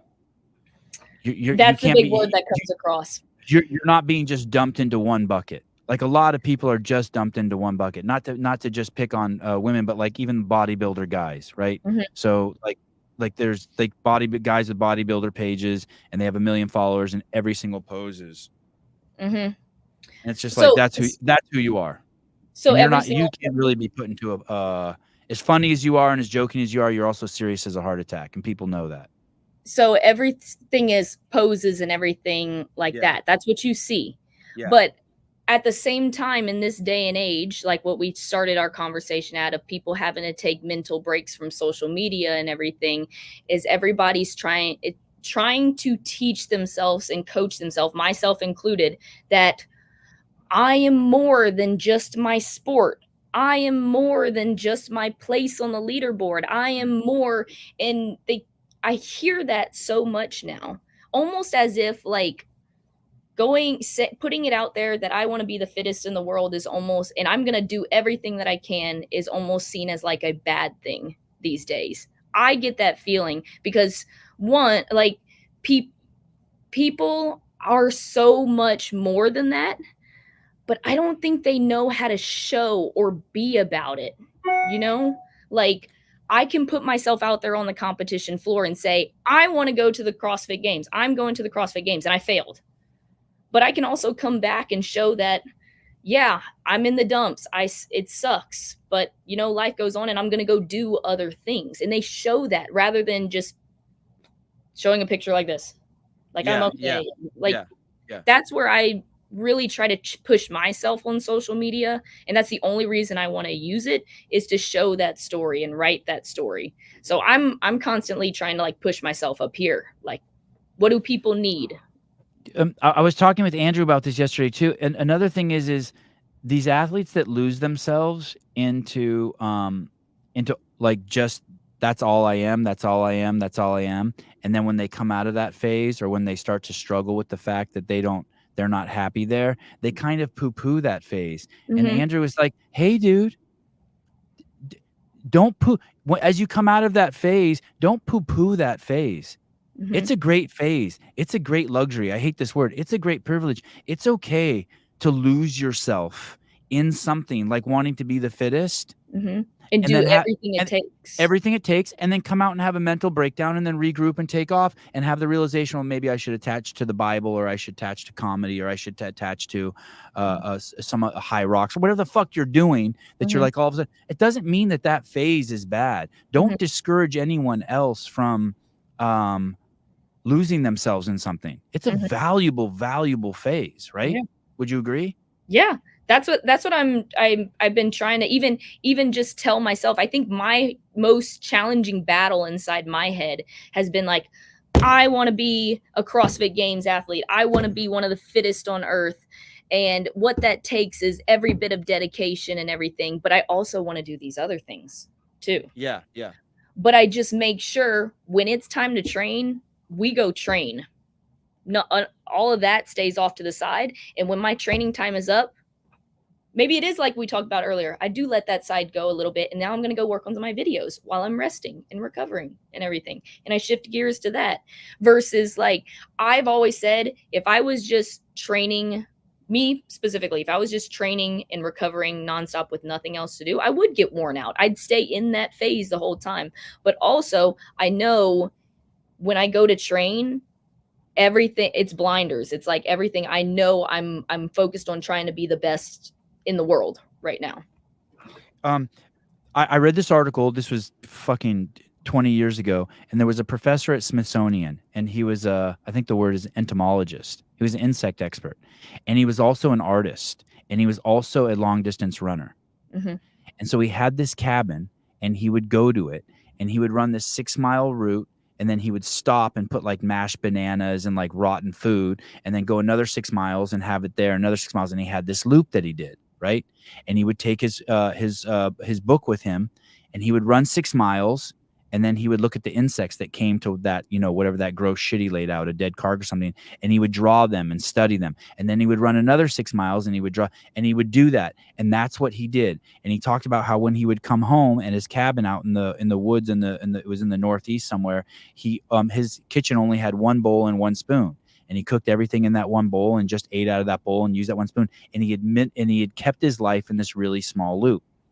And I think that you have completely optimized your life like that too. So you train, you teach in the gym, the man you love is in the gym, and the content for your expression, for your creativity is in the gym. And so you have and I do that with my kids. Like my kids are just like they have to get in where they fucking fit in. Mm-hmm. And so you have your loop that you're running, and there's these stops at it. And so it kind of goes back to what you're saying before about time. Yeah. You're not interested in like losing time, wasting time. I've never thought of it that way, of like optimizing it. I like that word. And it truly is. And you know what's really cool is like it takes a lot for someone to pull me away from this place specifically, because this is what I love to do. I love to walk in this door, and I have a billion things that I can do. Your gym is also your art studio. Yeah, which is also the place where your courtship with your mate is. Mm-hmm. I mean, so it's we everything. had the funniest thing is we had one of our members brought in their little boy to sign up or something. I don't even remember why they walked in or anything, but it was so funny. The little boy was like, "Do you guys live here?" And I was like, yes. I mean, we're like kind of, and we love it. So that's cool. Let me ask you something very superficial. Ready? Ready. What are the tools for your social media? Like, do you have a go-to tripod, a stick? Like I have these iPhone sticks, but I have these 3 iPhone sticks, and I keep one in my garage, one here in the office, maybe I have like 4, one in a bag. Like I have them around. They're like $29 iPhone sticks. It's like a baton, and I pull it out and I can just set it up. What are your go-to like equipment outside and inside? Go-to apps that you use? I edit everything on my iPad. Oh, so you sitting in the gym. So is it one of those like just stick ones? It's just like an Amazon tripod that doesn't take up a lot of room, so it just stays in the gym. And some people use it to film their lifts and everything, so it just kind of stays out there. And you shoot the footage on your phone and then export it to your iPad? Mm-hmm. And how do you do that? Through a cable or through AirDrop? No, I just AirDrop it. So that's my next kind of like level up, is I'm looking at, I love doing this stuff so much. I want to invest in some equipment. But it's also like when you're putting out reels and videos, short videos on the daily, you just like shoot it with the phone, AirDrop it there, edit it, boom, done. And what editing software are you using? CapCut. CapCut? Is that the only one? It's like if you're looking to get into editing videos on your iPhone or your iPad, it's like a free app that does a lot of everything you need to at least get started. And you love it? Yeah, it's so easy. You learn it really fast. And do they update it? Do new features come on it? Is it a popular app? Mm-hmm. So it's with a good, because that sucks if you get invested in something and then they let it die. Well, that's the thing is when I started doing all my videos, I was on iMovie, and that's the worst. Yeah, like, you totally. can't do anything on there. And then someone told me switch to CapCut, and I was like, oh, I really don't want to learn anything new to because I'm already efficient at this. But sometimes you have to take that, and that's the big thing with like investing in new equipment for me, is like learning how to use the cameras and getting just going through the learning process, because it's going to take a little bit longer than what I'm used to. Are you really good at CapCut? Yeah, I'm really fast. And do you enjoy it? Like when the Apple? Do you have an iPhone 15? No, this is, oh my gosh, I need an upgrade. I got whatever these 2 cameras are on the back. Yeah. So why not always invest in the newest iPhone since that's your primary tool? Why not, as soon as it comes out, get the biggest one with the most memory? I'm scared to ask what iPad you have. It's not the Pro or whatever. No, wow. Don't you deserve those tools? I'm I'm cheap. such a I'm a snob. Oh, saver. yeah, you are. Okay. I'm cheap. I'm a saver, and I'm a classic work with what you got. Well, shit, it's working. Yeah, I'm ready, and it's always hard when you're like, okay, we got to bump it up a notch. So what is that? Is it new equipment? Is it different ideas? Is it? I never stay in one spot, and I've learned about myself that I'm not patient. So I'm like always on to the next thing. Not a bad thing sometimes. So the goal is to go to the to make the run for the games again next year. Oh yeah. Yeah, I mean, you're still so young. Yeah. I will keep competing for as long as I want to. And I told Matt this, and this is where it's really, really cool, because when I was down in the dumps for a couple weeks, I was like, am I wasting my time? Should I be focused, putting all that energy that I'm spending on training on something else? And he tells me, he's like, he doesn't tell me anything. He's like, I'm here with you with whatever you want to do. If it starts feeling like something you don't want to do, you don't feel like you have to do it. But at the same time, he was a hardcore athlete growing up, played collegiate football for the Air Force Academy and everything. He goes, I know what I feel right now. And he's like, I really don't want you to have no regrets. And that's where all of this started. And if anyone like listening or has followed along from the beginning, that used to be like my big quote that I always held like close to my heart was no regrets. I'm going to do what I want to do. I'm going to be who I want to be. And I'm going to do it for as long as I want. So I think I'm going to compete until my mind and body tell me that's enough. And I still got years. Yeah, you're so long. What about Maddie Sturt? Went to the games 4 times, missed 4 times, and going back. Yeah, and look at her now. Yeah. Goals. Yeah. Are you a Maddie Sturt fan? Are you a fan of any of the athletes going? I mean, I'm more of like I like the OGs, and she's considered. Yeah, she's been around forever. I watch all those. I mean, when I started getting into competing, multiple just reruns over and over, watching the behind the scenes over and over, learning about the athletes, and then just watching every single YouTube event and everything. And yeah, so that's super cool to see. Are you going to the games? I knew that question was coming up. We will be there one day. How close are you? We're like 30 minutes away. Okay. It would be awful and for us not to make an appearance or anything. And it's just, and I've been telling everyone straight up, if I don't make it to the games, it's my ego got in the way, because of course I want to be like on the floor and everything, but we will be there. I don't know when or how, but we will be there. But at least go over there and take a peep. It's too close not to. Yes. And are you going? I'm going to go. Okay. Yeah, I think so. I got an email today from them talking about what I can film there, but I haven't opened it yet. But I'm like I'm like you in event number 7. Like no matter what, like I'm going. Mm-hmm. Like I'm gonna get everything I want. Mm-hmm. Like I'm very entitled. Mm-hmm. You gotta do what you gotta do.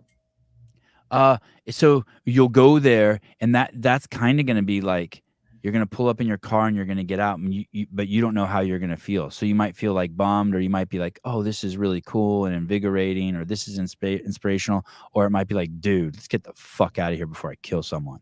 I think it'll be kill all myself. of that. I think it'll be all of that. And I'll pull up in my big yellow Hummer and be like, if y'all don't get out the way. You drive a big yellow Hummer?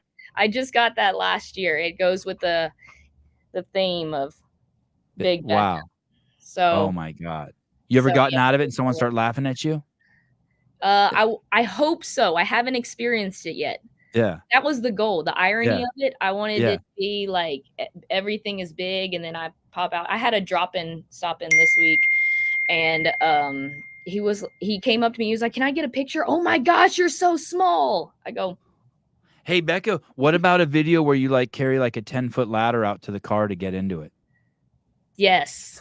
And especially if I in the end, I mean, I don't have the money to do this, but in the end, I want that thing jacked up higher. So Awesome. Oh, God, you're such a good Texas so girl. So yes, we will be there, and it's just, I mean, anytime you know the CrossFit world, anytime the CrossFitters come together, whether it's for the games, for Wadapalooza, whatever event it is, it's something else. So of course, And I'm sure they give all semifinals athletes free 2 tickets. What? Hey, that's not right over there. Are you listening? That would be really cool if they did that. I mean, they could give you a little. They could even give you guys a little section. The coolest part. The fans would love that shit. That would be amazing. Yeah, dude. Give every semifinals athlete two free tickets, non-transferable. So it's like, hey, you got to do your part and show up to like be a part of the community. Show up, and you just do a little bit of this. Yeah, walk around and say hi to people. Yeah, take pictures with people. The fans would love that. Games, come say hi. Wow, and that would crazy increase value proposition for people who want to go, because then they could see all the athletes that they admire. Savon, don't even get me started about like you got some good ideas too. You got some good ideas. There's no reason for me to be butthurt about anything, but I'm just like, hey, put me in, coach, in some form or fashion. Yeah. A lot of people thought you were going to make the demo team. Did you think that you were going to make the demo team? It was floating in my head that I'd be asked to maybe throw around some gymnastics tricks. Yeah. Don't ask me to test any weightlifting, obviously, but ask me to do some. I can do any cool gymnastics trick. Hey, listen, why don't you email Dave right now, Dave@CrossFit.com. Hey, Dave, I'm 30 minutes away from the venue. I know you picked the demo team. I loved you even when you had cornrows. And if there's anything I can do to help, I've been to the games once before. If there's anything I can do to help test workouts or in any capacity facilitate it, I'd love to come. Is it smart to name drop Savon or not? To Dave? That's the real question. Hey, I did see him at semifinals. He said hi to me. It's such a no. Do not use my name. Okay, that's the call. Yeah. I'm toxic. That's one of my words that I don't like. I know, me neither. He said hi to me at semifinals, which I told him it was really cool because the last time I was in Carson, I was a teenager and I was like, I got my first Dave Castro fist bump when we were running through the tunnels as a teenager. Awesome. And I was like, hey, it's so cool to be back here. Yeah. Hey, they've had years where they've brought on at the venue an unofficial 7th demo team member. I can be demo and media. And you should tell them that too. You can be demo and media. All different ways. Yes. And hey, you should also let them know that you fit the theme of being questionable about being a dwarf, because that's one of the components of this year's team. Well. I mean, I read the comments on that one. Dude, you know what? If you died, you would make a good Snow White. Like I think you could play Snow White. But Snow White's tall. I know, but I just picture Colton and Tetlow out there, and you could be Snow White, and they could be the dwarf. I just picture it. You could be a good Snow White. Should we get someone taller to be that? You could wear stilts, but I could just see you with dyed blonde hair. You could be Dorothy too, from The Wizard of Oz. I could see you being Dorothy. You ever acted in a play? No. Oh. No, I've done 0 acting. The only acting you see is like what I do online. And I was just like, I mean, I don't know. I did hope that I was maybe on the list of possible demo team athletes. I was like, but it's okay. Hey, one of the guys that I've gotten media access with that's part of my team, I think his wife's going to have a baby during the week. And if he couldn't come, would you want to be on my team? Yeah. You would? Yeah. And just run the Sevon Podcast social media while you're there? Yeah. You would seriously do that? I would do that. Maybe I'll just kick him off anyway. As long as you give me free reign. Free can't- reign. Free yeah. reign. You couldn't possibly listen. We don't pay enough to give give orders. Okay, then Like Taylor does Kill Taylor, and he's like, "Hey, what do you think about this workout?" And I'm like, "Who gives a fuck? I don't pay you shit. Who gives a Put it out. fuck?" Yeah, I always tell him that. Like, I don't like what the fuck. He's like, "Are you?" He actually doesn't say, "What do you think about this workout?" He'll be like, "Are you pissed about this workout?" And I'm like, "Dude, like I don't care if you wrestle a fucking alligator. Yeah, Like, just show up, be yourself, and show up and be yourself, and like don't ask for anything. Yeah, just kick ass. Yeah, just be awesome. All right. That's good to know. I'm excited about that. All right. Well, thanks for coming on. Yeah. I sometimes when you text me, especially this is last minute, I was like, oh gosh, what did I say? What did I do? No, I just to be honest with you, I just like having you on. Like someone texted me this morning, like the title of your show is Games Bound. You know, Rebecca didn't make it, right? And I started laughing. I said the same thing. I said the same thing. I was like, this, you know what? I'm like, I don't. And I had Bill Leahy on the other day too. And all these people are doing games athletes right now, and I don't blame them. That's apropos. But I was just like, fuck it, I don't care. I want to see Rebecca. Let's see what she's up to. Oh, well, it was a blast seeing you and Carson too, even though you caught me crying. Yeah, it's tense. Everyone's different there. All the athletes are pretty different there. Yeah. Not like in a bad way, but they've like, you know what I mean? They've come in like they're like this. Yeah, it's competition mode. Yeah, all their dimensions that I meet online or through podcasts are kind of like not there.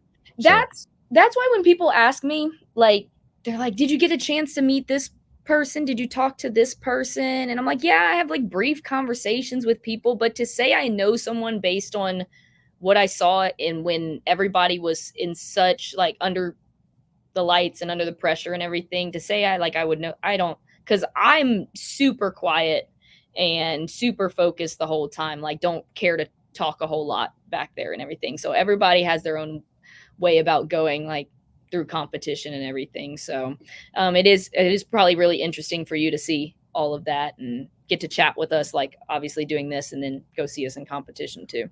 Was Matt a mess at the event? How's Matt do? He's super calm. I'm the one is. that if I'm riding the roller coaster, he stays super even the whole time. I guess he does a good job of holding all of it in, obviously. Yeah, he doesn't demand any attention either. He's a good wingman. You know what I mean? Like I see different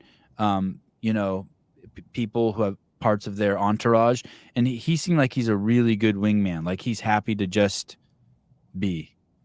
I mean, he's not high maintenance.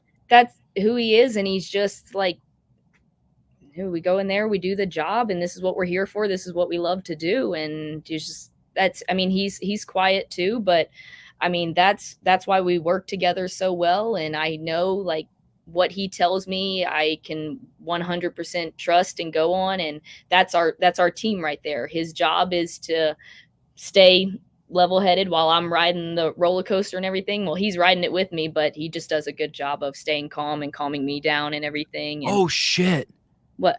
You should run Dave's Instagram when you're there. Oh, I wouldn't even know what to do with that. It would be fucking wild, because his Instagram has always been like at the games he hands it off, and it's always like so like Sports Illustrated-esque. Oh, yeah, I wouldn't know what to do with that. I don't know if like I would be too silly. No, but whatever. But get it. He's changing. He's evolving. He's a family man now. I don't know what I would do with that. I feel like I'd get too jokey. He might not mind it. He might enjoy it. Pivot to a little comedy on his uptight Instagram. I'm down for whatever. Call me. Everybody knows how to get in contact with me. Wad Zombie, if you want to be on the media team, you'll have to upgrade your phone. Oh, I need to do that. I want a better camera. If you all that will be my payment to you. I'll bring you a fully loaded iPhone 15 if you come do it with me. Well, that almost sounds like too much. Hey, I'm gonna ask. I'm gonna call my guy actually now and ask him. Okay. All right. You the man. I mean, you the woman. Hey, always fun, Savon. Yeah, thank you. Tell Matt I said what's up. Tell your mom I apologize. Just skip the first 3 minutes of this podcast. I'll tell her you said hi. Okay, thank you. And your dad. Yes. Okay, bye. Thanks, Yvonne. See y'all later. Ciao. Rebecca Fuselier. I even say it right. Fucking A, I'm a beast. Sevon, just giving away my media pass. Is your wife having a baby?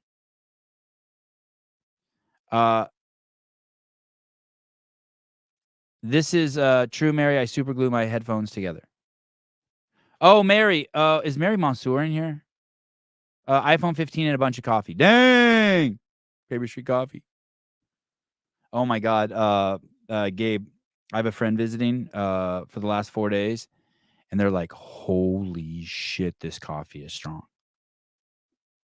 Okay, Mary. Mary. Okay, so here's this. Mary and I were talking on WhatsApp. She was giving me advice about my plantar fasciitis.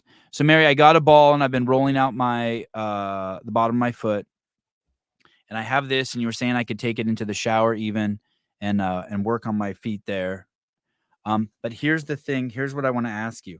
I need to put in a couple long days of walking. Like I need to like put on like wrist weights, and I need to go like on, I don't know, maybe a 10-mile and 20-mile walk. Justin, how are you? Nice to see you. Cool rogue shirt. Thank you for joining. Hold on. I'll tell you, back to the coffee. Wait, coffee. Wait, Mary, hold tight, Mary. So I have this friend visiting, and they've been drinking the Paper Street coffee in the morning. They're like, holy shit, this stuff is strong. I cannot believe how strong it is. Jake Chapman, I've been using Metuthian for the last month, and I just had my first tooth snap on me at the age of 39. Thank you, Sevi. That is crazy. 63 5-star reviews on the site. I can't tell if you're joking or not. Why would your tooth snap? That's probably because you're English. You guys don't even really have teeth. So the coffee's crazy strong. I was really proud. You know what I mean? She's like, man, this coffee's really strong. Gets me up. And I was like, so, that's what you want to hear. Like, you have a huge dong. Yeah, thank you. I know. Wow. That thing is wicked. Feel that way about coffee. Okay, Mary. Back to Mary. Can I go on you think it's okay to go on a couple 10-mile walks, 15-mile walks, 20-mile walks? Like, I need to get some time on my feet. Oh, CrossFat. It was the cleanest looking tooth once it came out, though. Oh. All right.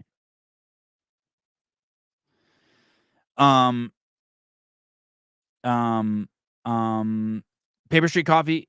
Eric Wise, make sure you hop on a subscription. August gonna be fun for our coffee subscribers. Oh, cool. Okay. Now's the time to subscribe. Because when he starts announcing the free shit, if you're not a subscriber, you probably won't get it. So, Mary, any thoughts? Yes, go for walks. Okay. And I'm going to wear shoes. I'm going to wear my Born Primitives.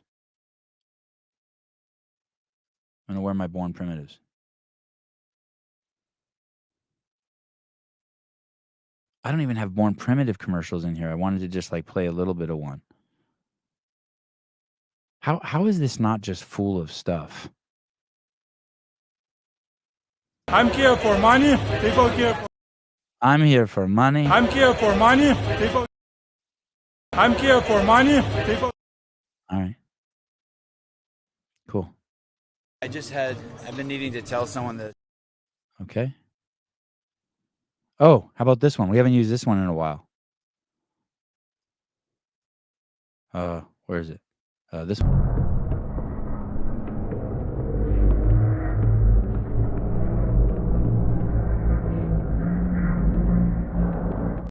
To tell me that's not his penis. It's like, go fuck yourself. Are you kidding me? Of course that's his penis. Last night I heard Joe Biden talk about the Ukraine for an hour. Whoop-de-woo.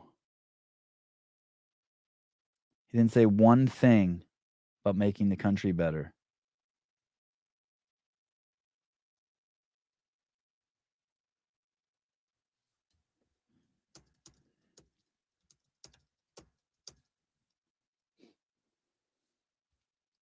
Tomorrow, 8 a.m. Pacific Standard Time. Kill Taylor, $2,500.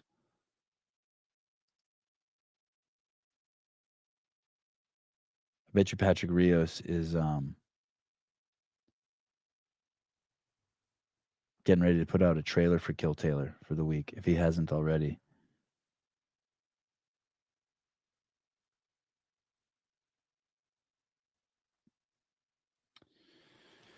Caroline Stanley, Chloe David, Gavon David. Am I pronouncing that right? Chloe Gavon David. Did I pronounce that right?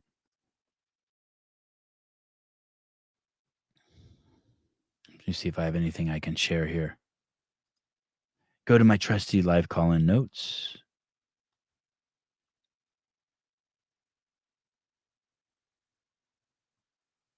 Oh, yeah, this was cool. This is, I'd never heard of this guy. The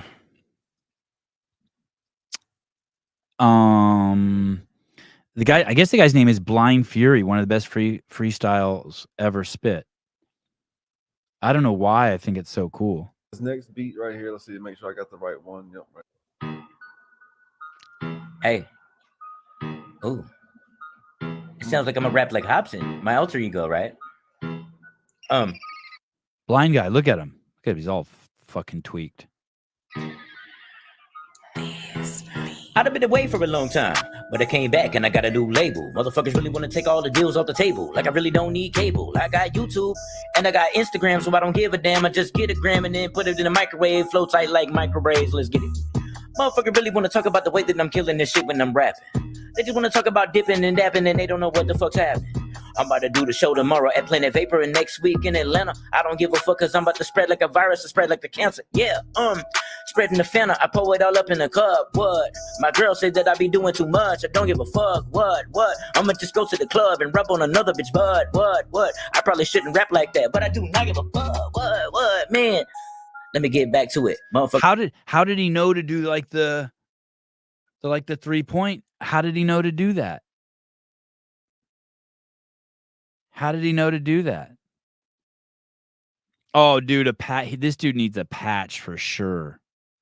Wouldn't that be funny? Oh, so you can only see out of one eye? No, I'm blind. Why do you wear the patch? I don't know. Why not? My kids did not try to rear naked choke Colton, but you know what's funny is Avi got a picture with Colton. He's like, "Hey, can I get a picture of Colton with Colton?" I'm like, "Yeah, I should post it." Wow, that you think that's Dale Saran's retarded brother? Wow. Oh, Gabe from Paper Street. Blind Fury's an OG to the freestyle game. Man, he's good. But I wonder if he's been blind his whole life. How do you know how to do that?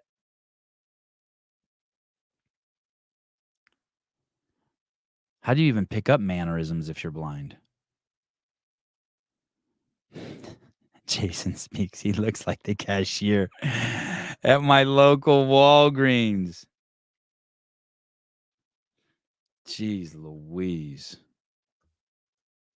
I talk about how I'm really polluting the rap music, but I'ma drink that fluid all the damn time. But I be out of my mind. I'ma sit back and recline, kind of like a diamond I shine. Motherfuckers say that I'm really giving sight to the blind, but I'm like, yo, better get this and get the message while I be sipping on Texas, blowing on Cali, y'all from the valley while I be crashing this Lexus. Motherfuckers better go check this and get the message. I said it already. You bitch about to cook me some breakfast, but I'm never going to eat her spaghetti. Yeah, I'm obsessed with Freddie, not Jason. Whoa. You should know the drama I'm facing. Whoa. It's got my anxiety racing. My heart is beating so fast. I bet $100 I'm beating your ass. Whoa. Let me get back with this fucking flow. Damn.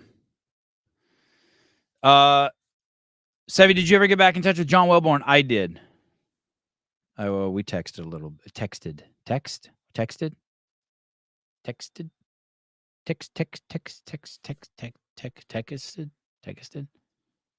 We did. Blind Fury. Now he's on the radar.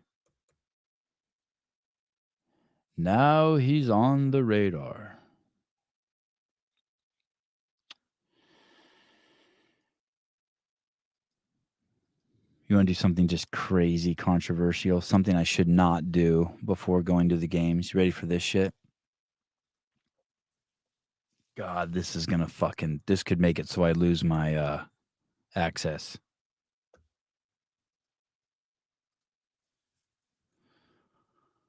Fuck it. Here we go. Have you ever seen a real life boner on another man? Oh, that's interesting. Have you ever seen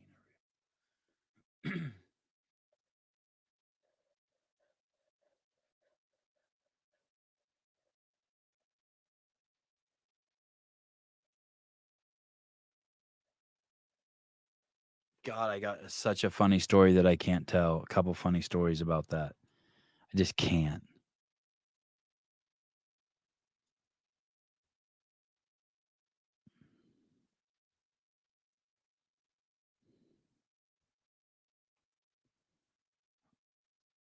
For sure, at least one. Kinda. Oh man. Yeah, I should if I could do it in a rap, I would yeah, if I could rap, I would rap about it. It's if I did, it was so long ago, it's like so blurry. Yeah, my brain just won't go there right now. It needs to be like a night show or something when I'm exhausted. Okay, listen to this. Here's the controversy. Listen to this. Someone sent me down a fucking rabbit hole the other day about fucking how fucked up cats are. And I'm sorry. I'm sorry. But I'm a bird guy. Right after this, I'm going to go take a picture of my bird nest and I'm going to post it.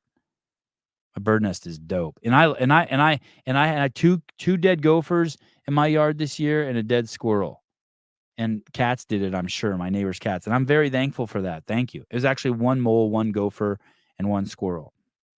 And I love cats. I think they're so fucking cool. If I could have them, I would, but I live on next to this busy road. And I don't think, like, I've never really owned a cat. Like when I was a kid, we had a couple cats. But they always got hit by cars or something. Like I never bonded with the cat. But listen to this. In the United States alone, this number's fucking crazy what I'm about to tell you. Predation by domestic cats is the #1 direct human-caused threat to birds. Isn't that nuts that they do that? That's like some global warming nonsense. Listen to this sentence. Predation by domestic cats is the #1 direct human-caused threat to birds in the United States. Oh, yeah. And it's not guns that's killing young black men. Or it's not black culture that's killing young black men. It's guns. Don't you know?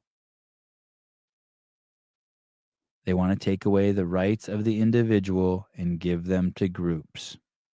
You know what's crazy is they don't do that with blame. Well, they do it with blame too. In the United States alone, outdoor cats kill approximately 2.4 billion birds every year.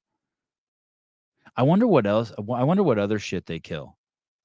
In the United States alone, outdoor cats kill approximately 2.4 billion birds a year. Although this number may seem unbelievable, it represents the combined impact of tens of millions of outdoor cats. You know what's crazy?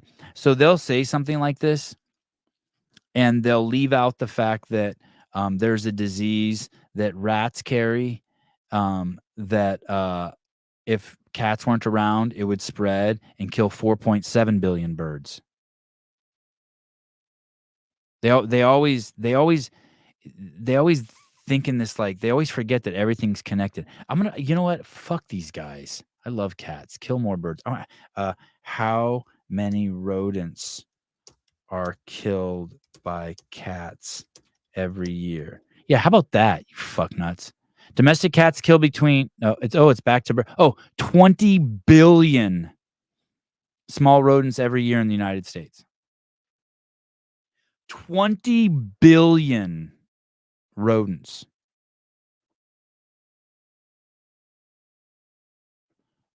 You want to know how much that is? Inches to miles. So I'm going to type in 4 billion, 4, that's 400, 400, 4,000, 40,000, 400,000, 4 million, 40 million, 400 million, 4 billion. That's 60. If you stack 20 billion rodents on top of each other and each one was 2 inches high, That's a pile of rodents 63,000 miles high. 63,000 miles high. I think the moon is like, how far is the moon away? Is it 90,000 miles away? How far is the moon away? How far is the moon? Oh, it's 300,000 miles. Oh, 240. 240. So it gets you 25% of the way to the moon. You could climb up just like rodents, a rope of rodents. 20 billion just in the United States. Yeah, fuck you. Take your shit, birds. I thought the moon was, how far is the sun? 93 million miles away? I thought the moon was 300,000 miles away or something. How far is the sun? 93 million miles? 94.5 million miles away.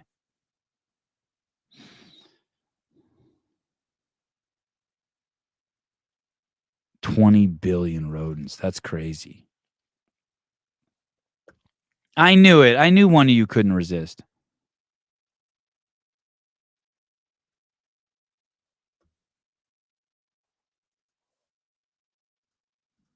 Anyway, fuck it. I'm not going to do the hate. I was going to do a hate lecture on cats and lose my ability to go to the games, but you know what? I'm strike that from the record. I love cats. 20 billion rodents. I saw this the other day. This really makes me want to buy a pair of Reebok. This is how out of touch I am with the world. This is a Reebok ad on their Instagram.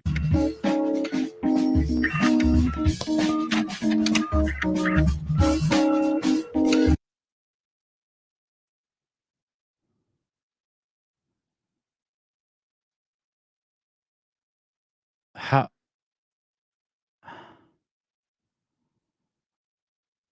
And it says Classic Supercharged. The collection is rewriting the future with its reworking of classic heritage models, including a brand new LTD evolution of the iconic classic leather. There's nothing supercharged about this. Are the people who make this shit drunk? Is that a boy or a girl? Why does everyone have a hole in their face? I think that Asian guy doesn't have a hole, but he has a giant mole on the side of his nose. Hold on, let me see. Like, who chose that person or that? These people look like losers to me. Like uninspired, bored losers. And are those all, like, what is that? That looks like someone who got drunk and passed out. Putting your face on a copy machine with a... What the fuck is going on? It makes me not want to wear any Reebok stuff. Well, what is that on the guy's nose? Is that a mole? The Asian guy's the only normal looking guy. This is actually a cool shot of just whatever that is, person's head going through a blanket or curtains. How fucking uninspired are these people?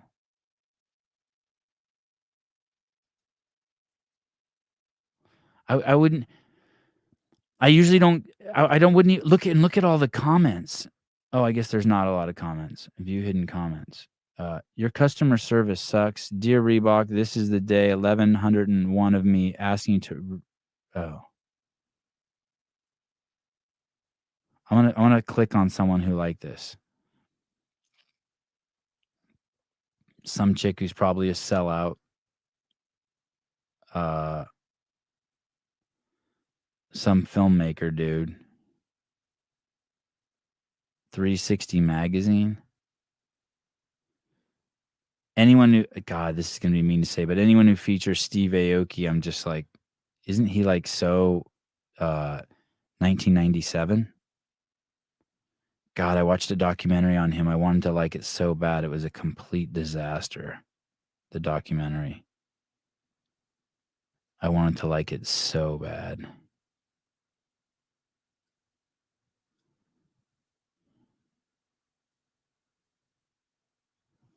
Fuck, what a mess Reebok is. What a mess. Art. Reebok trying to go pop culture. That's pop culture? I thought pop culture meant popular. Doesn't pop mean popular? Like they got... It just looks like a bunch of uninspired, boring fucking people who feel sorry for themselves. Like that's the vibe I get. I don't know. Maybe is that... What did you guys get? It just looks like lazy filmmaking. It looks so lazy. I'd want to run from it. Someone sent me that being like, just laughing. You know what I think that is? I think that's just like when no one there cares, right? Like everyone who's there is like just excited probably to say that they work at corporate Reebok, or then probably just no one there cares. Millennials hate Gen Z. Which one is first? Which one's older of those? Am I a millennial? How old do you have to be a millennial? I don't know the... Older gen can't relate to the new gen. I don't think that's true. I think it's like the worst day of our life is like turned into their life. You know what I mean? Like they dwell on the worst day of their life. Well, no, you're right. I can't relate to the fact of... I can't imagine some of the shit people are going through. You're right. I can't relate to like some of the social media shit. I can't imagine posting something on Instagram and complaining about how someone's judging me. It's like, dude, what? That's the whole reason why you're out there. Hiller says that everyone does everything for clicks. I want to take it one step further and be like, if you post something, you're demanding you be judged. I wonder if my wife has texted me yet. This is about the time my wife texts me. Nope, not yet. You're demanding to be judged. That's it. That's all you're doing. Every time you post, you're demanding to be judged. Please judge me. Please. You're begging. Please. Please.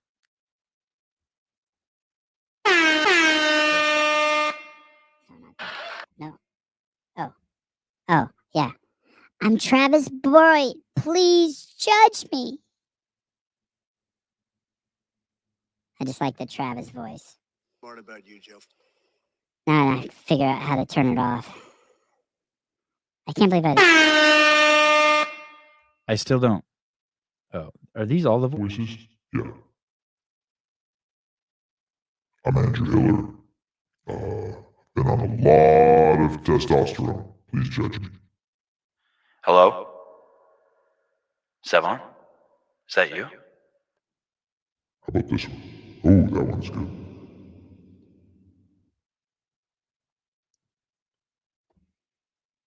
back to Travis Boyd. Jesus, I'm awake. Open the email. What email? Oh, the one about going to the games. I don't know. I'd rather talk about COVID. What's going on with Emma Lawson? Is Emma Lawson having a breakdown? Someone told me something. Damn, those are some great tits. Someone told me that on Dave's podcast, she said something about going through some mental health issues. I hope she's okay. Please don't drop out. Emma, just forget about it. Just go there and have fun. Can you do that? Is that possible? Es posible? We love you. You're awesome looking. You fucking kick ass. You're a beast. You're the future. You're Mal O'Brien 2.0. Don't do it.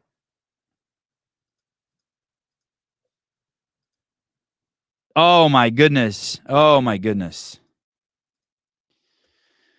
Ladies and gentlemen, I present to you the legendary Smokey Robinson. By and by, we were called Negroes, and after a while, that name was banished. Anyway, Negro is just how you say black in Spanish. Then we were called colored. But shit, everybody's one color or another, and I think it's a shame that we hold that against each other. And it seems like we reverted back to a time when being called black was an insult, even if it was another black man who said that a fight would result, because we've been so brainwashed that black was wrong till even the yellow niggas and the black niggas couldn't get along. But then came the 1960s, when we struggled and died to be called equal and black, and we walked with pride with our heads held high and our shoulders pushed back, and black was beautiful. But I guess that wasn't good enough, because now here they come with some other stuff. Who comes up with this shit anyway? Was it one or a group of niggas just sitting around one day? Feeling a little insecure again about being called black, and decided that African American sounded a little more exotic. Well, I think you were being a little more neurotic. It's that same mentality that got Amos and Andy put off there because they were embarrassed about the way the character spoke. And as a result of that action, a lot of wonderful black actors ended up broke, when we were just laughing and having fun about ourselves. So I say, fuck you if you can't take a joke. You didn't see the Beverly Hillbillies being protested by white folks. And if you think that, cause you think that being called African American sets all black people's minds at ease, since we affectionately call each other nigga, I affectionately say to you, nigga, please. Now, by and by, we were called Man, Negroes. Smokey. Head of his day. I wonder if he's still alive. He can't be, right? God, he's so good. Smokey Robinson. Oh. He is still alive. He's 84. Man, he's good. Let's see.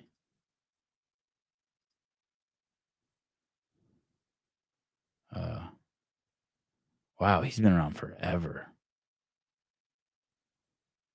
Smokey Robinson and the Miracles.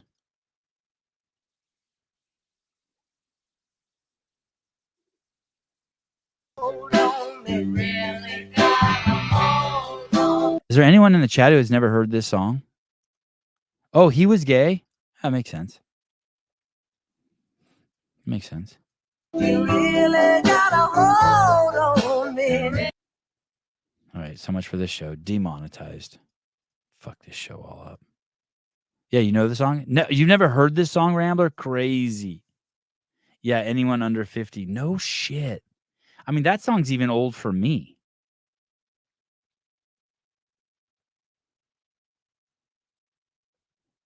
Crazy.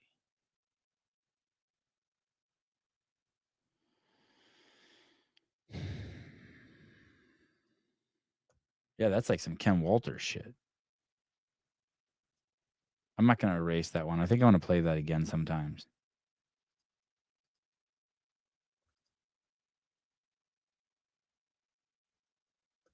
All right.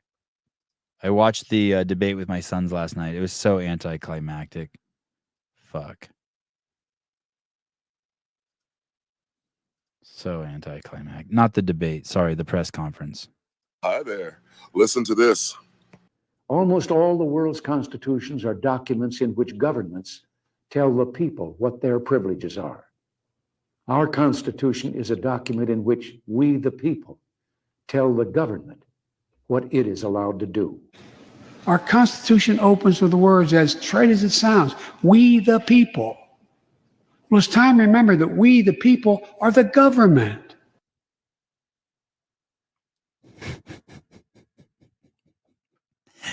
You cannot make this shit up. You cannot make this shit up. There. Listen to this. Almost all the world's constitutions are documents in which governments tell the people what their privileges are. Our Constitution is a document in which we, the people, tell the government what it is allowed to do. Our Constitution opens with the words, as trite as it sounds, we the people. Well, it's time to remember that we the people are the government.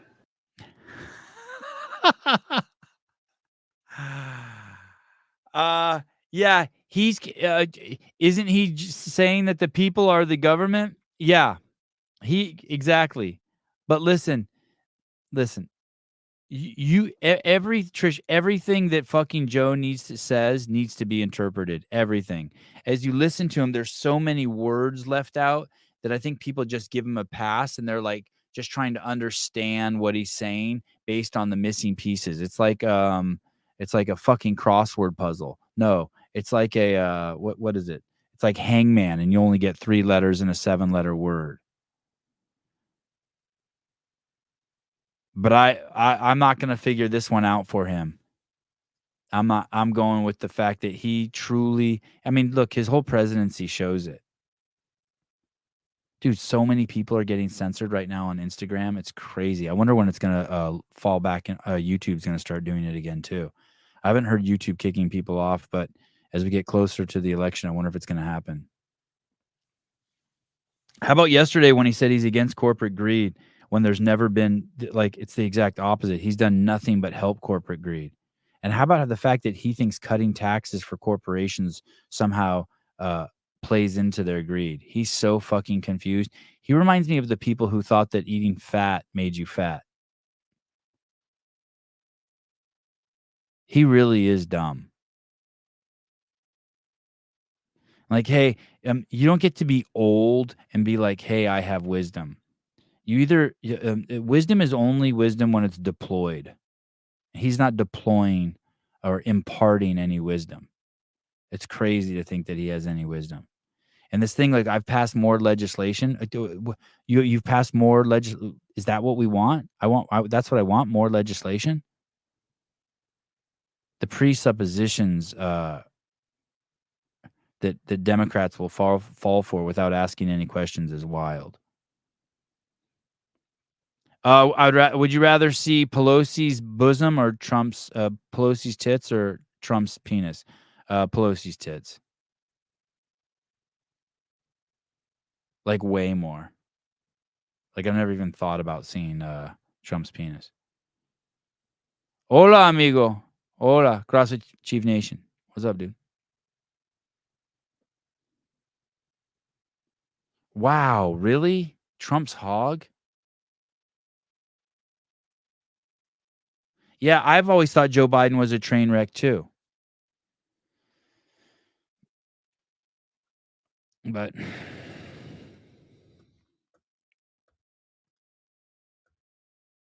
what are you going to do?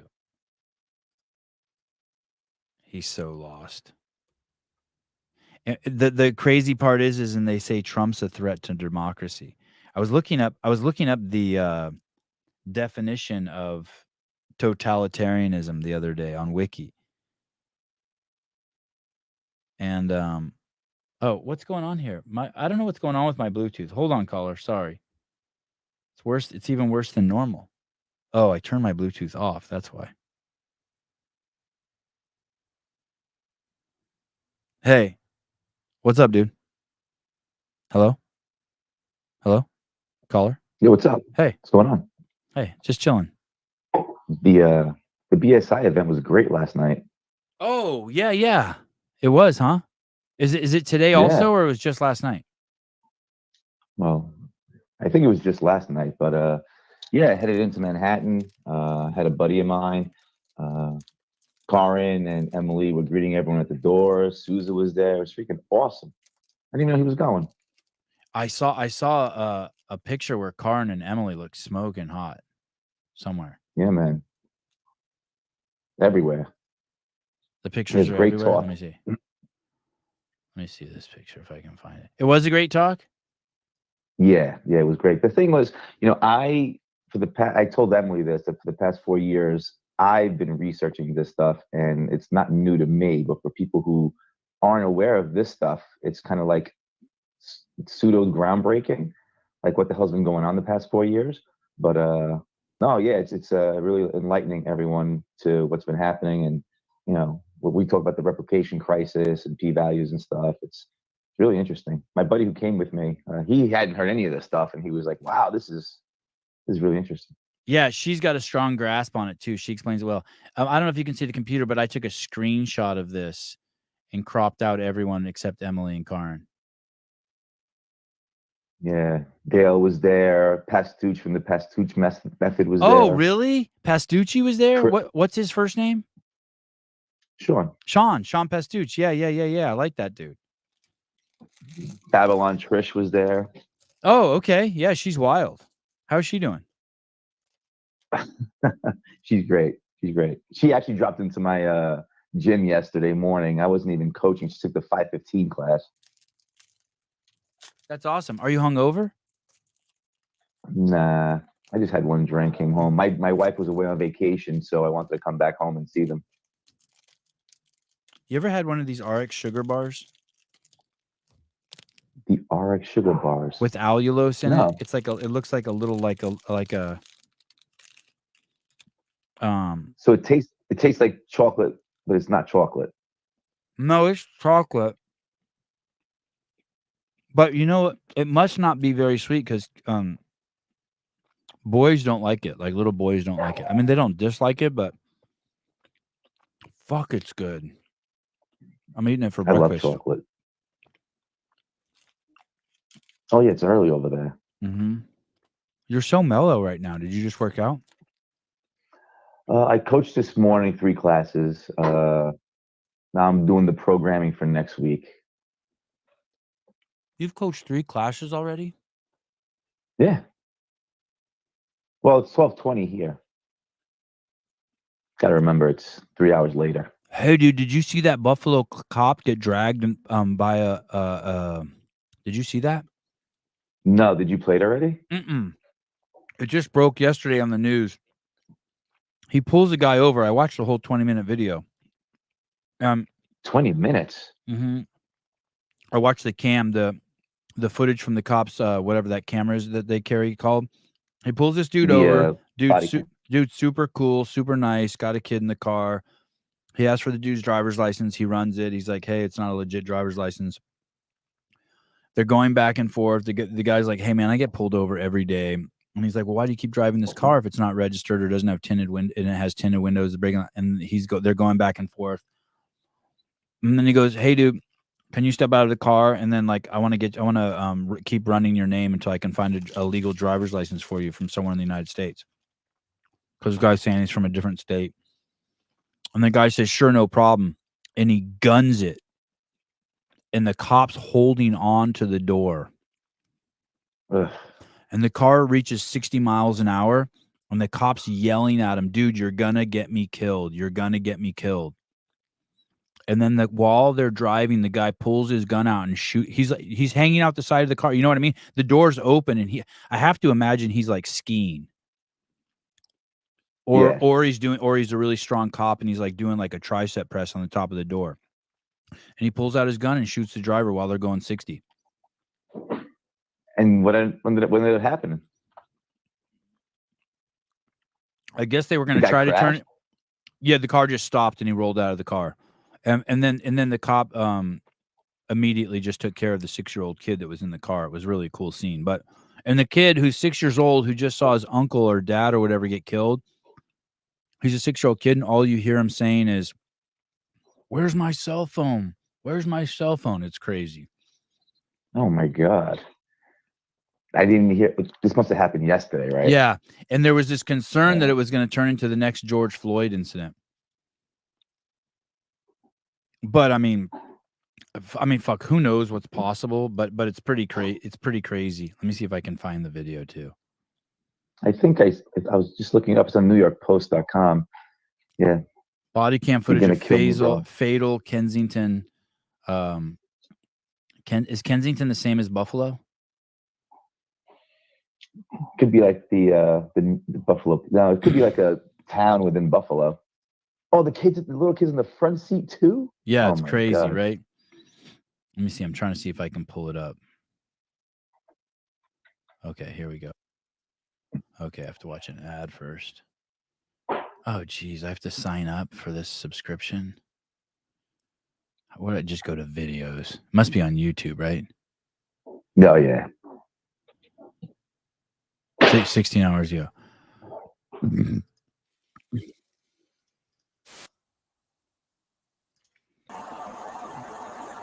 Oh, shit.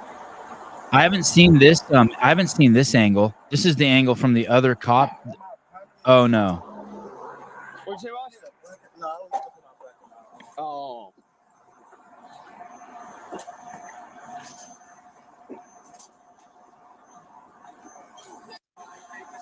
So we right here at the corner. We about to be right here at the corner. We just got pulled over right there. This is from the other cops. I guess there were two cops there. I haven't. Oh yeah, this is the only angle I've seen. Right here. Here it is. Watch this. You don't have a license in either state. I have, sir. I don't know. Is there anything wrong with your license? Do you have a Literally, I swear to God, on my dead mom, I never had. You don't have it physically with you, the card? No, I don't. I'm sorry. Okay. Where were you headed? Right here, literally. I'm on the phone with his mom, bro. His mom? Yeah, we right here, bro. What address? Where is right here? What's your address? No lie, bro. Okay, she can come out here if she wants. What we're gonna do is I'm gonna have you take us about and come towards me. We're gonna try and run your name a different way and see if I can find it pop up some other way. Okay, for sure.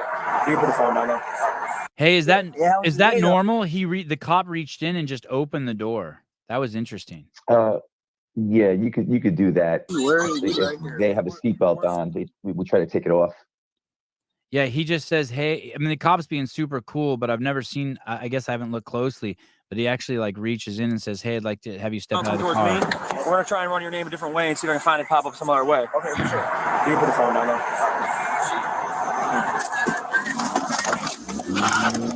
You're gonna kill me, bro. You're gonna kill me, bro. You're gonna kill me. You're gonna kill me, bro.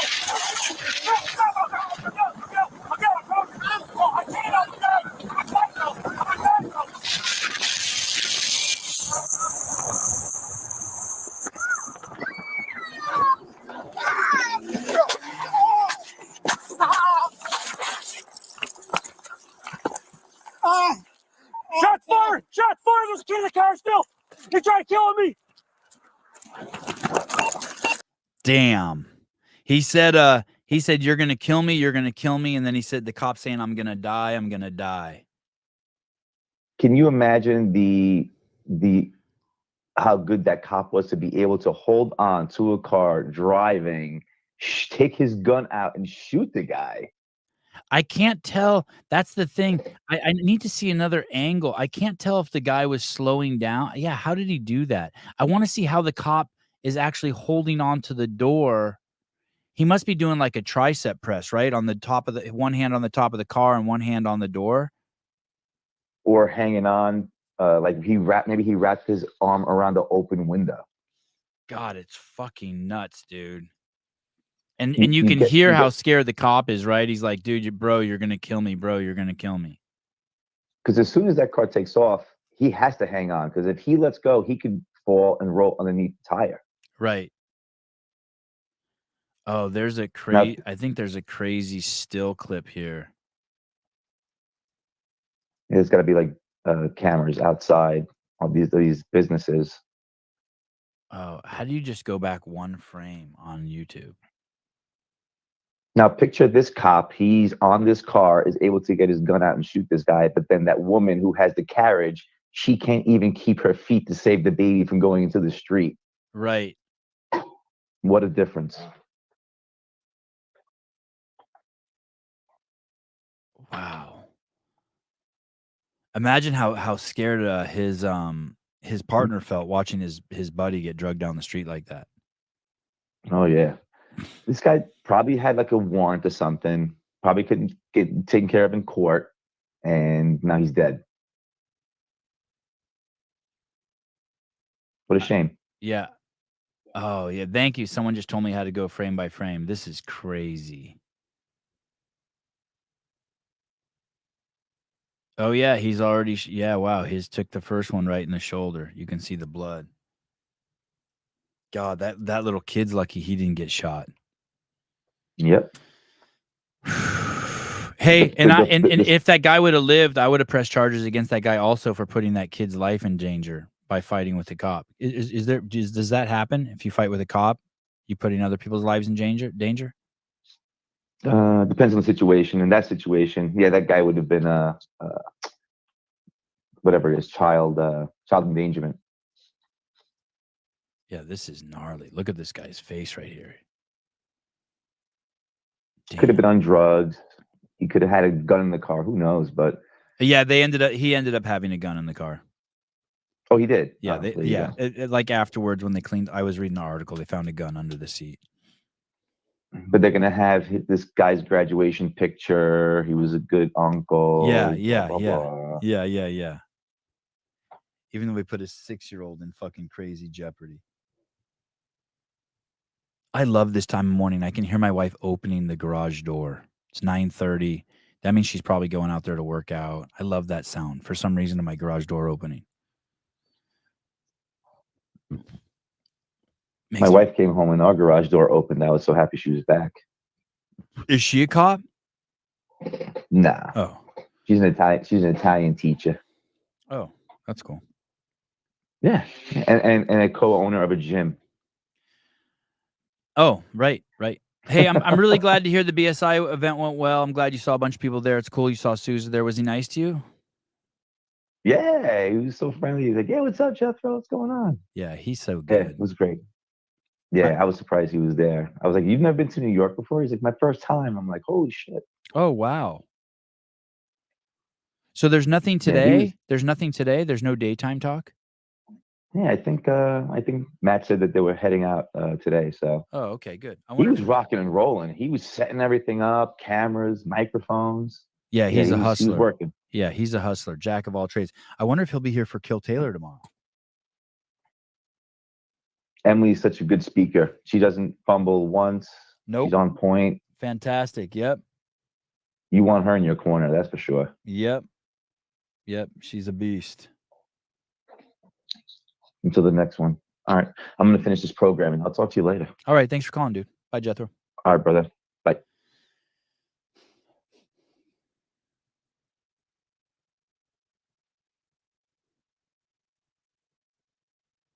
Oh.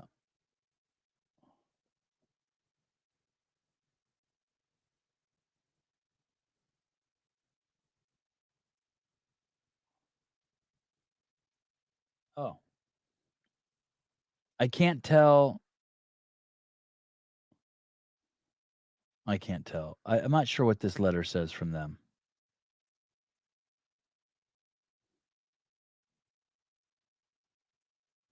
It says I get elevated level of press access.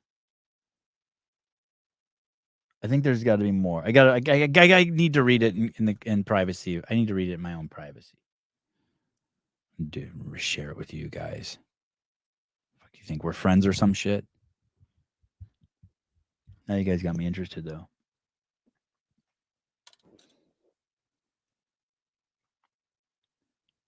Oh. So, well, this is good. Along with more information about this, what sucks because they're sending me something that says congratulations, talk to you soon. You know what this is gonna be like? Fuck. Sucks being me. They're doing in their mind, they're doing something really nice for me, but I know all I'm gonna want is more. You know what I mean? You know what I mean? Like a girl lets you walk her to the door and then you want to kiss, then you want to hug, you want to undo her bra. It's gonna be like that. I'm just gonna want more and more and more. I'm never gonna be satisfied. Such a baby. Yeah, until I have CEO access. Yes. Like, how do I say that? Dear CrossFit, I would like the same access as Don Fall. If I worked there and someone said that to me, I'd be like, fuck this guy. But really deep down inside, that's all I want. You know what I mean? But like, I also understand. I'm like, can I go everywhere Don can go? Fuck you. Why? Who the fuck do you think you are? You just make them hate me.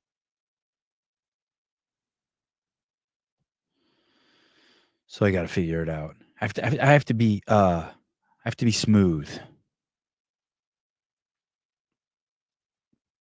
I have to be smooth. There has to be a courtship process. I have to be like water, seep under the door cracks. I cannot be like a mountain or a rock.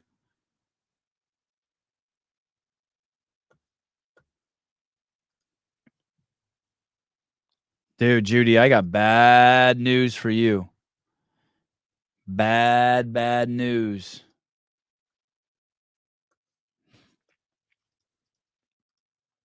Bad news for Judy. What does this mean? His GPA score is 97.3. I didn't. You can have. How do you have I thought GPAs were like, when I was a kid, they went to 4.0, and then when I was older, you could get a 5.0. What's a 97.3?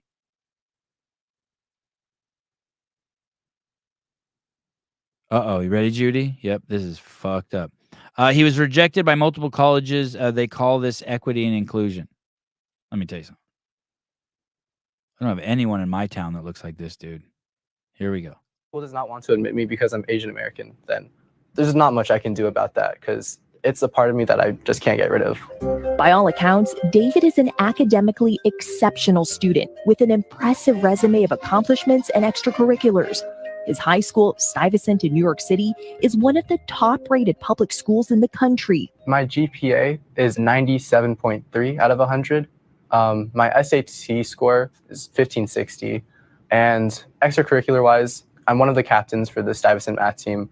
I'm a team captain for the New York City math team. I'm the starting right side for our school's volleyball team. I'm in the All-City Latin Jazz ensemble. He applied early decision to Harvard. He's in New York City's all Latin jazz ensemble. Holy shit, dude. Oh my God. This kid is a beast. In December, he found out the college deferred him. If it's deferred, that means I still have a chance. We love you, all right? Thank Love you. Then more disappointing news over the next few months as he began to hear back from the over dozen schools that he applied to. No Yale. Waitlist. No Princeton. It was all like bad news or results I wouldn't have expected, like reject, waitlist. In March, he learned Harvard had rejected him. I feel like I also owe it to my parents to sort of make them proud. And I feel like by not getting into Harvard, Good Asian kid. Good Asian kid. I was sort of disappointing them. But more importantly, I was disappointing myself. Justice means treating people fairly, but social justice means treating people differently. And that's unfair.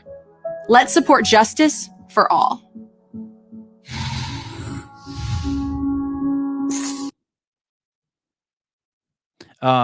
The thing is Asians don't do politics.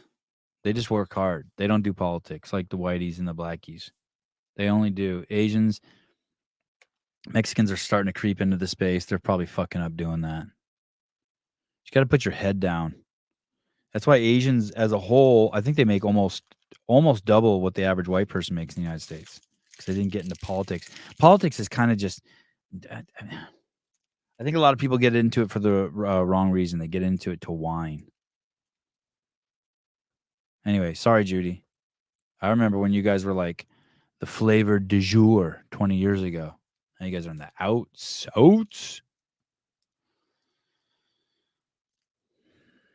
Jump ship, skip college, start a business.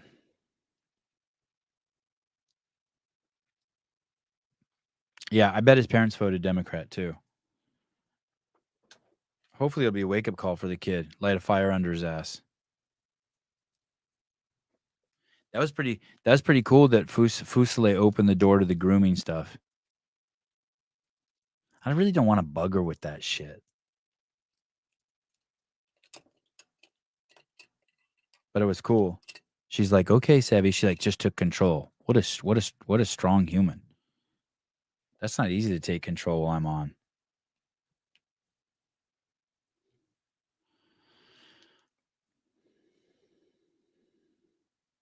Sevon, you might rethink a 10-mile walk. Oh, why? Tell me.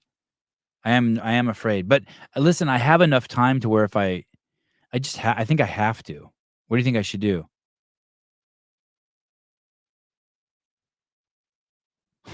That's funny. If you're going to bug her about grooming, you're supposed to start early. That's good. What do you think I should do, Jeff? Mary Mansour is a toe expert, a foot expert. What do you think I should do? I'm standing on my rock pad now. My feet feel great this morning.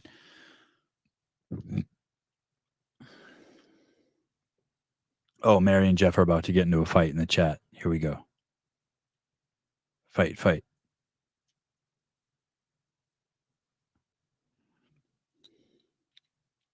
Someone sent me a DM the other day.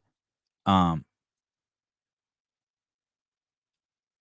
sent me a DM the other day asking for something like, what was that book you mentioned about COVID? Can you remind me or send me a link? And I just wrote back, no. And then they wrote back, I thought we were friends. I was like, I don't, but it was so funny because I don't even know what they're talking about. I don't even remember. I'll go in there right now. My wife will ask me about something I said on the show and I won't even remember. All right. I have to pee now.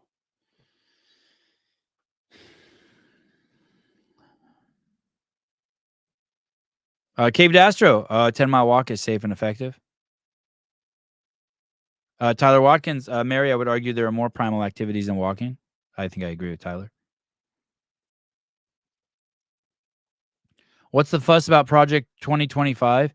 It's because it's not the people like Biden, I think, keep saying it's Trump's plan. And Trump's like, hey, dude, it's not even my plan. I haven't even read it. All right. Oh, CrossFit Games update show. Oh, that's where we will talk about Chad being the 7th workout on Saturday morning. We'll talk about Emma Lawson. We'll talk about fun stuff. What other stuff do I have in my notes? I'll watch a bunch of Dave's videos and we'll watch clips of that. That's a big show. That's a popular show. Oh, why they're asking to measure the quad size of athletes? All that shit. I better make sure I get people I better invite the boys to come on that show, CrossFit Games update show. John, JR, and Bill? Question mark? I need to get Bill Grunler on. If they do climbing and climbing harnesses, that is lame. I don't know. I'm just saying that. I don't care what they do. I'm going to have fun no matter what. Oh, Taylor. Yeah, let's call Taylor. Kill Taylor. Let's call Taylor. Taylor actually called in the middle of the show. Let's just call him. Damn it, I got to pee so bad.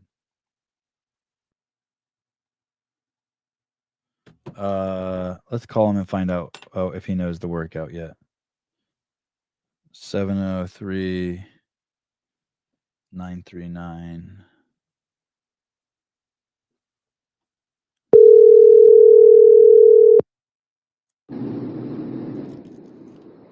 Hello. Hi, you're live on the Sebon podcast. Oh, what's that? Hey, do you know what the workout is tomorrow? Yeah. What is it? You'll find out tomorrow. Who are we on with? Just a few hundred of our closest friends. No athlete more? No, I had Paige and Rebecca on. Word. I can't remember. Oh, I was calling. Fuck. Yeah, I was calling you about something that we can't talk about on the air. But anyways, we'll talk about that when you're done. Okay, I'm getting off. But so tomorrow, $2,500. Should Colton be ready for tomorrow? Yeah, dude, he should be ready. He should be ready to get his fudge packed is what he should be ready for. But Easy money for him? No. Negative. All right. So I just did this swim workout today. I did this swim workout today I've swam maybe it would be, I guess, the 6th time I've swam in like the past year and a half, maybe 2 years. I started swimming again like a month ago. And since then I've done a couple workouts at this lake that I swim at, where we've got a 500-yard swim. So I've done that 5 times. And I did a workout today with swimming, and it's honestly crazy. Me and Jay are going to test that games workout tomorrow after Kill Taylor, the run swim. And I'm just so excited to destroy Jason and be able to say that that's the 7th time I've swam in a year and a half. Well, he said you're an amazing swimmer yesterday on the show. I don't even know the amazing word. I think when you have a lot of confidence in something, like for instance, that workout, there's no details on how distances are broken up. And we're going to test it one of many ways. One of the ways, so we're going to test it probably days tomorrow, and then we'll test it some more ways at some point. We're going to test it what I think is the hardest way first, and that's just a 3 run straight up into a 1 mile swim. And for example, if you have a lot of confidence in the water, a model swim is so long that at some point over the course of that swim to start, if you're efficient in the water, your heart will come down and your breathing will come back from the run. So I could potentially run that 3 mile at like my 5K pace, which is hard, super hard. And I have the confidence knowing that within the first 300 yards of that swim, of that 1,600 meter swim or whatever, my heart rate and breathing will come back. And it'll be really uncomfortable, but my efficiency will carry me through. Whereas someone who's not comfortable in the water, they're gonna run slower and swim slower, if that makes sense. Will tomorrow's Kill Taylor workout of 500 meters on the ski erg affect your ability to do the run, swim, run tomorrow? We're not skiing tomorrow, and the workout may affect my ability to do some things, but I don't think it'll have an effect on the workout. I'm just too, I don't know. I've been running a lot too. You're such a boss. You're such a boss. I'm excited for tomorrow. Yeah, It's me gonna be fun. too. It's going to be fun, and it's going to be super funny. I'm excited for the next 2 weeks of Kill Taylor. We're going to be pushing the boundaries. We're going to be testing the threshold, but I think the key for everyone to remember is, there's a lot of money on the line. So if you guys want the money, it's right there for. Is tomorrow's workout conducive for a girl to beat you? I don't think any of them are conducive for women to beat me because women aren't as fit as men. Right. I understood. I agree. I agree. Even Tia. Oh, she sucks. No, I probably. Tia's really not that good. Tia's not really that good, dude. I want to say I could beat Tia with the women's weights at the games, but to be honest, dude, I don't know. That's amazing. She's crazy. Women suck, except for that one girl. Yeah, she's a savage. All right, cool. I'll call you. We can have our secret conversation soon. All right, sick. All right, bye.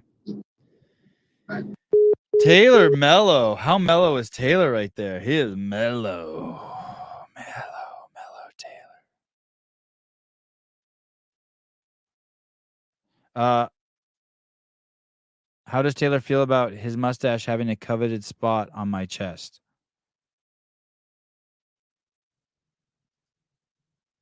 Pole to pole, which is better than pole to hole.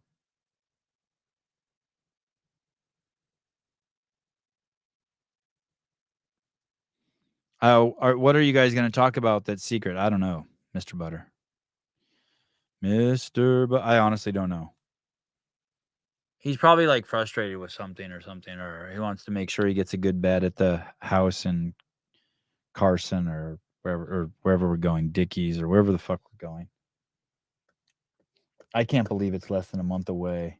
All I think about is like I have to pack all my shit and get on a plane. I hate that part.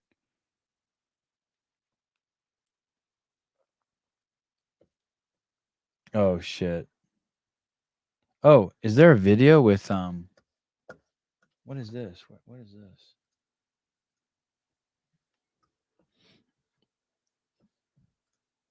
Oh, there's a video with Brooke Wells and Jason Hopper. There's a video out. Oh, this is a great, wow. This is a great picture. Look at this picture. This is awesome. I might watch this. This looks like a sitcom.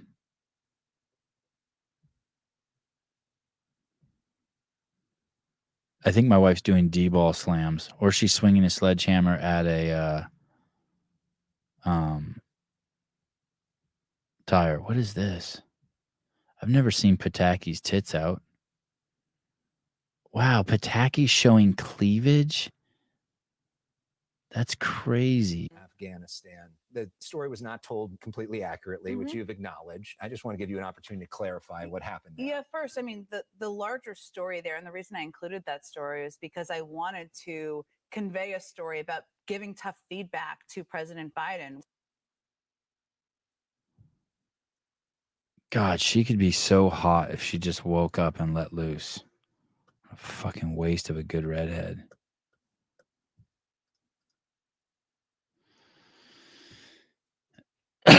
Look at Hiller's comment on the video. Oh, on the let's see.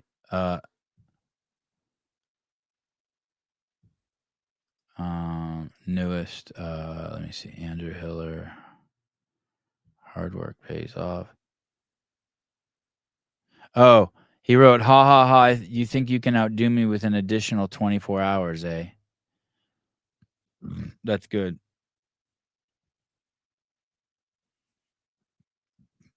I wonder, did Brandstetter make this?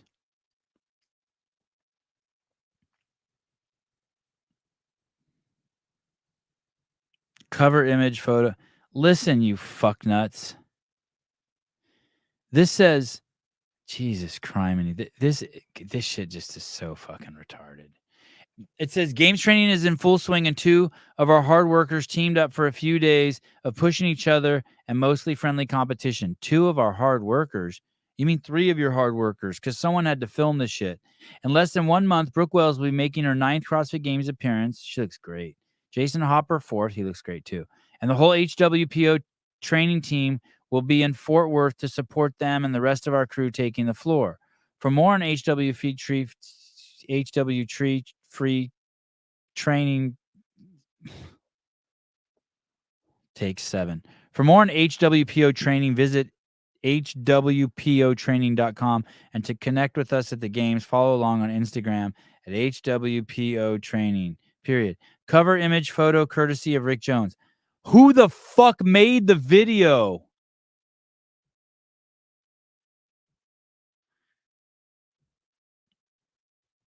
Fuck you, I ain't watching it. You don't tell me who made it? Fuck you, I ain't giving you no clicks. I'll give you a fucking thumbs down. Take that, motherfuckers. Okay. Did Sevi just turn into Joe Biden? I did. Thank you for noticing. For Halloween, I will be Joe Biden. All right, guys. Love you guys. Talk to you later. Bye-bye. Not giving people credit is just